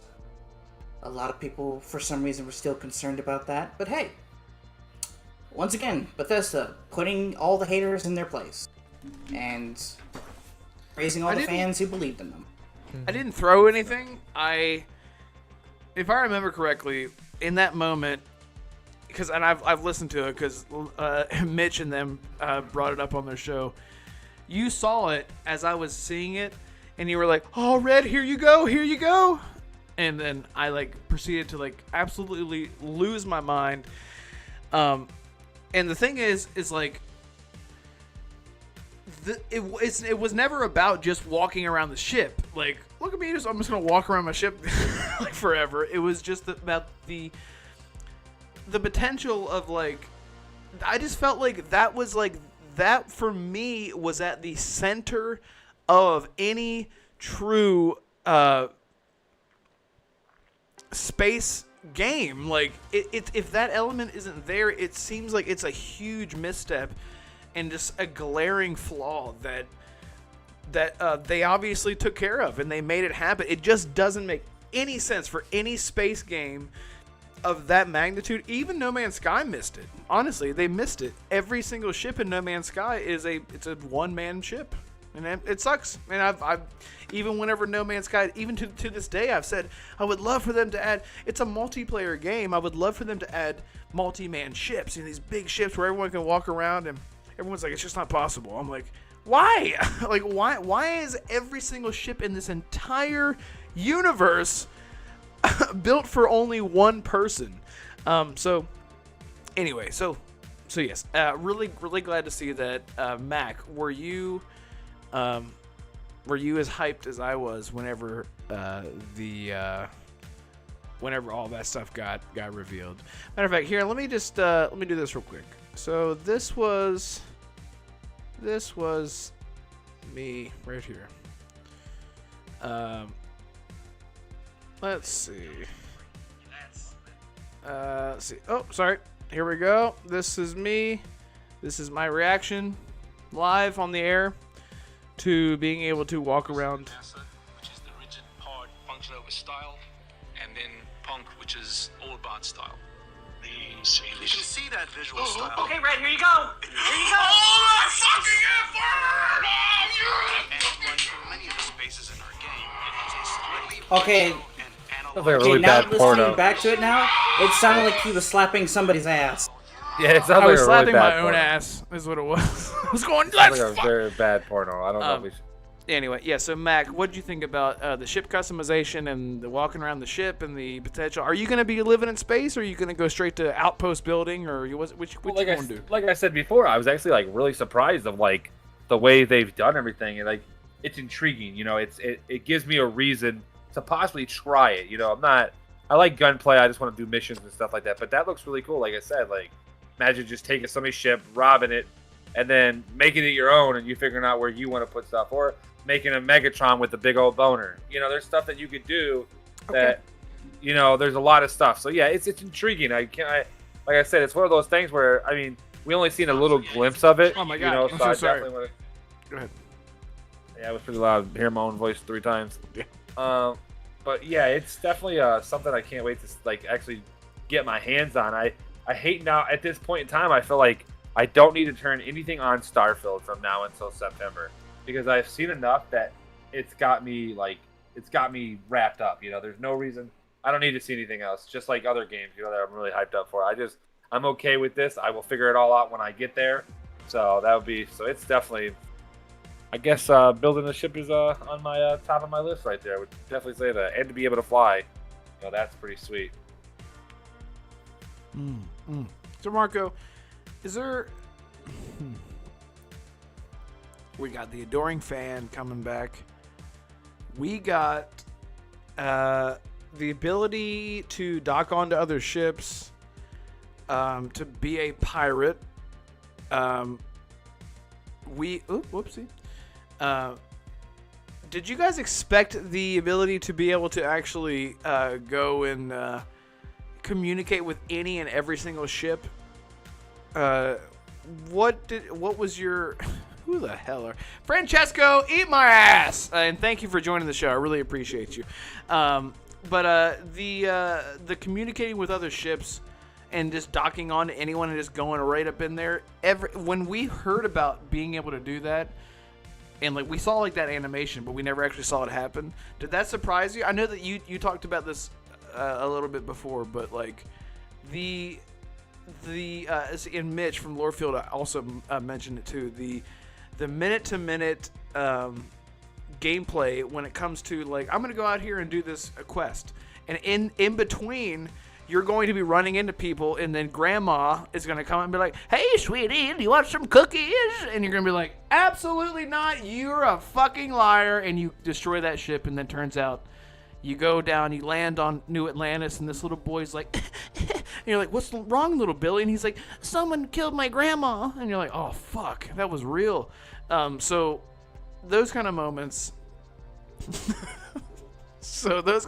I'm really excited about. We can communicate and just dock. By the way, piracy. That's what I want to talk about. DeMarco, pirates. What's your thoughts on pirates? Sea of Thieves has pirates. Sea of Thieves has pirates and ninjas and monkeys. Listen, again, there's not been a lot of Bethesda games where it was a long time in the past where I looked at a Bethesda game and went, I could actually do everything. Like they said that about Skyrim, and I was like, yeah, I get it. You could do it, what you can in the game. And I knew those restrictions. And the last time I was truly enamored by that kind of do anything you want statement was Oblivion, because I was a little baby boy, and it was magical to me. And so now in Starfield, when they're saying no, you could literally do anything.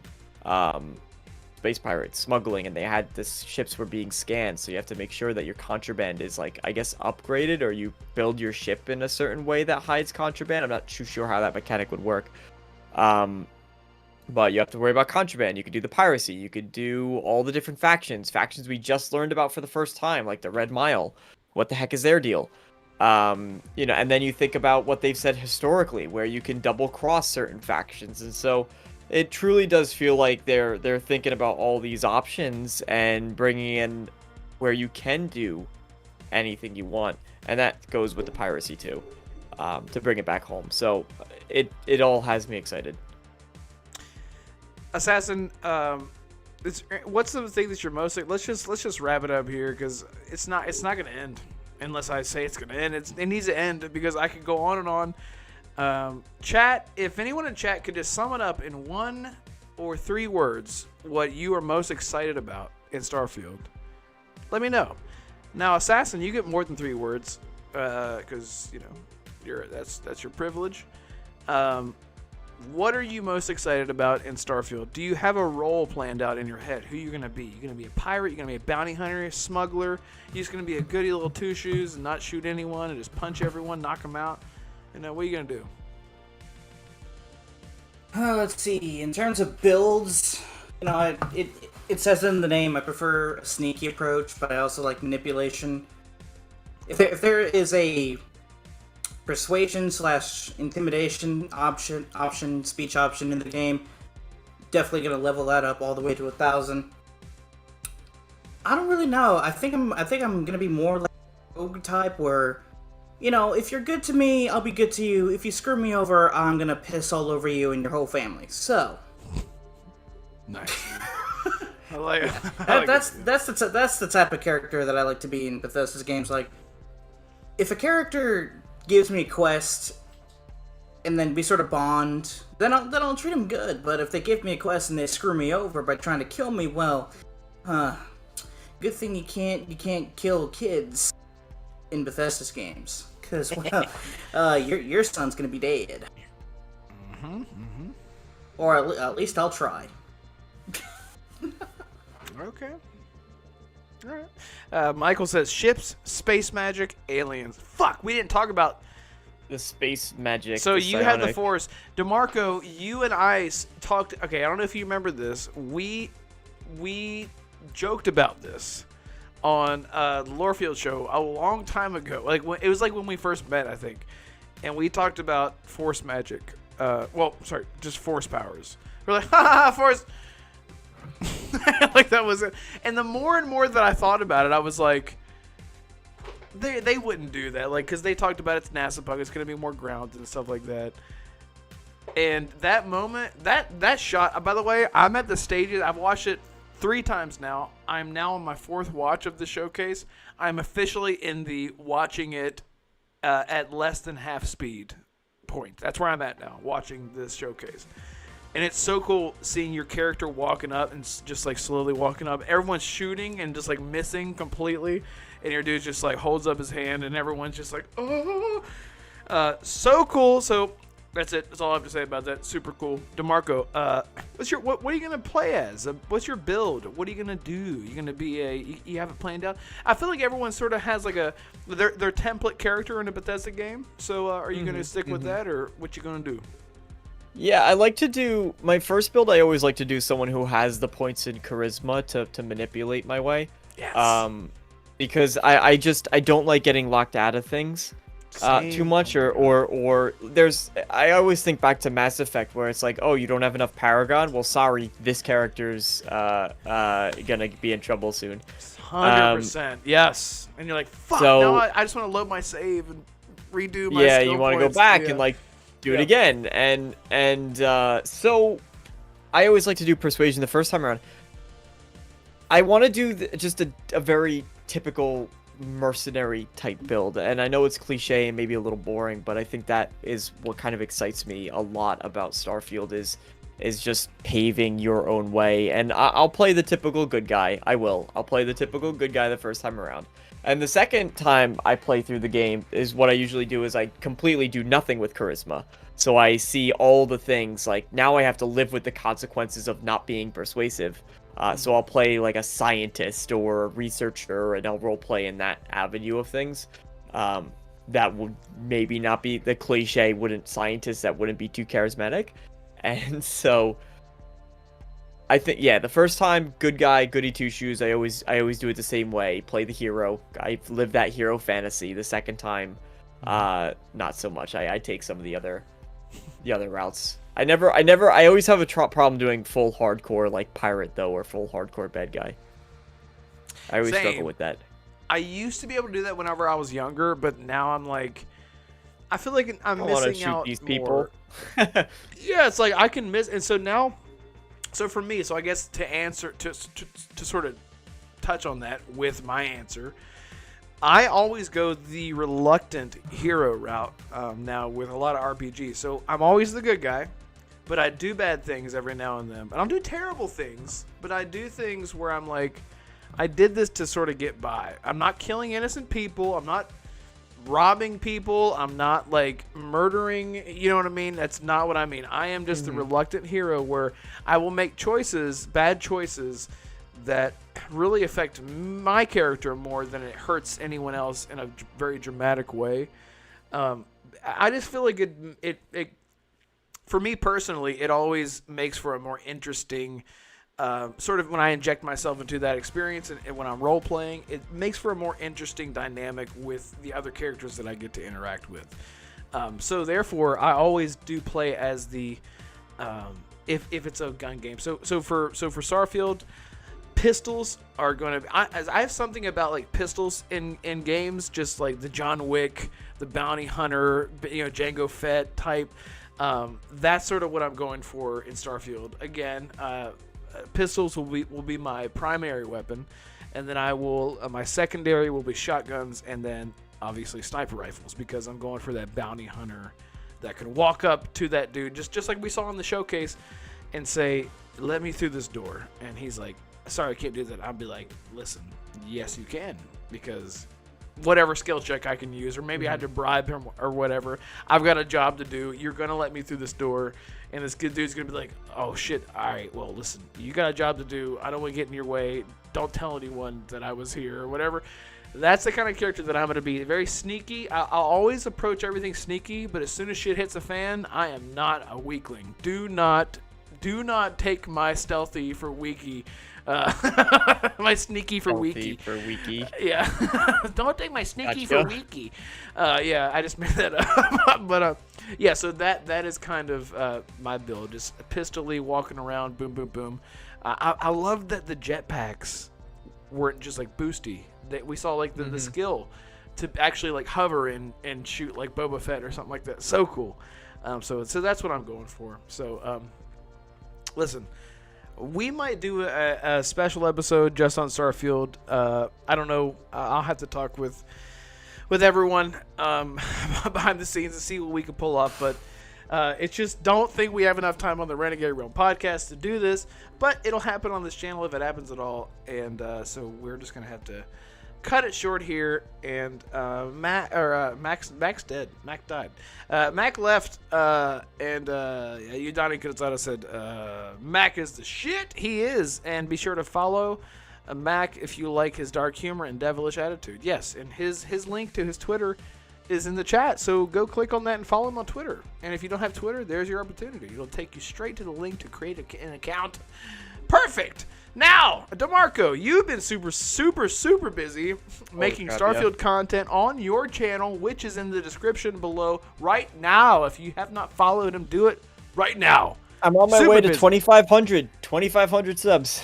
In the course of almost 2 months, not even 2 months, you have gone up your channel has exploded. So, yes.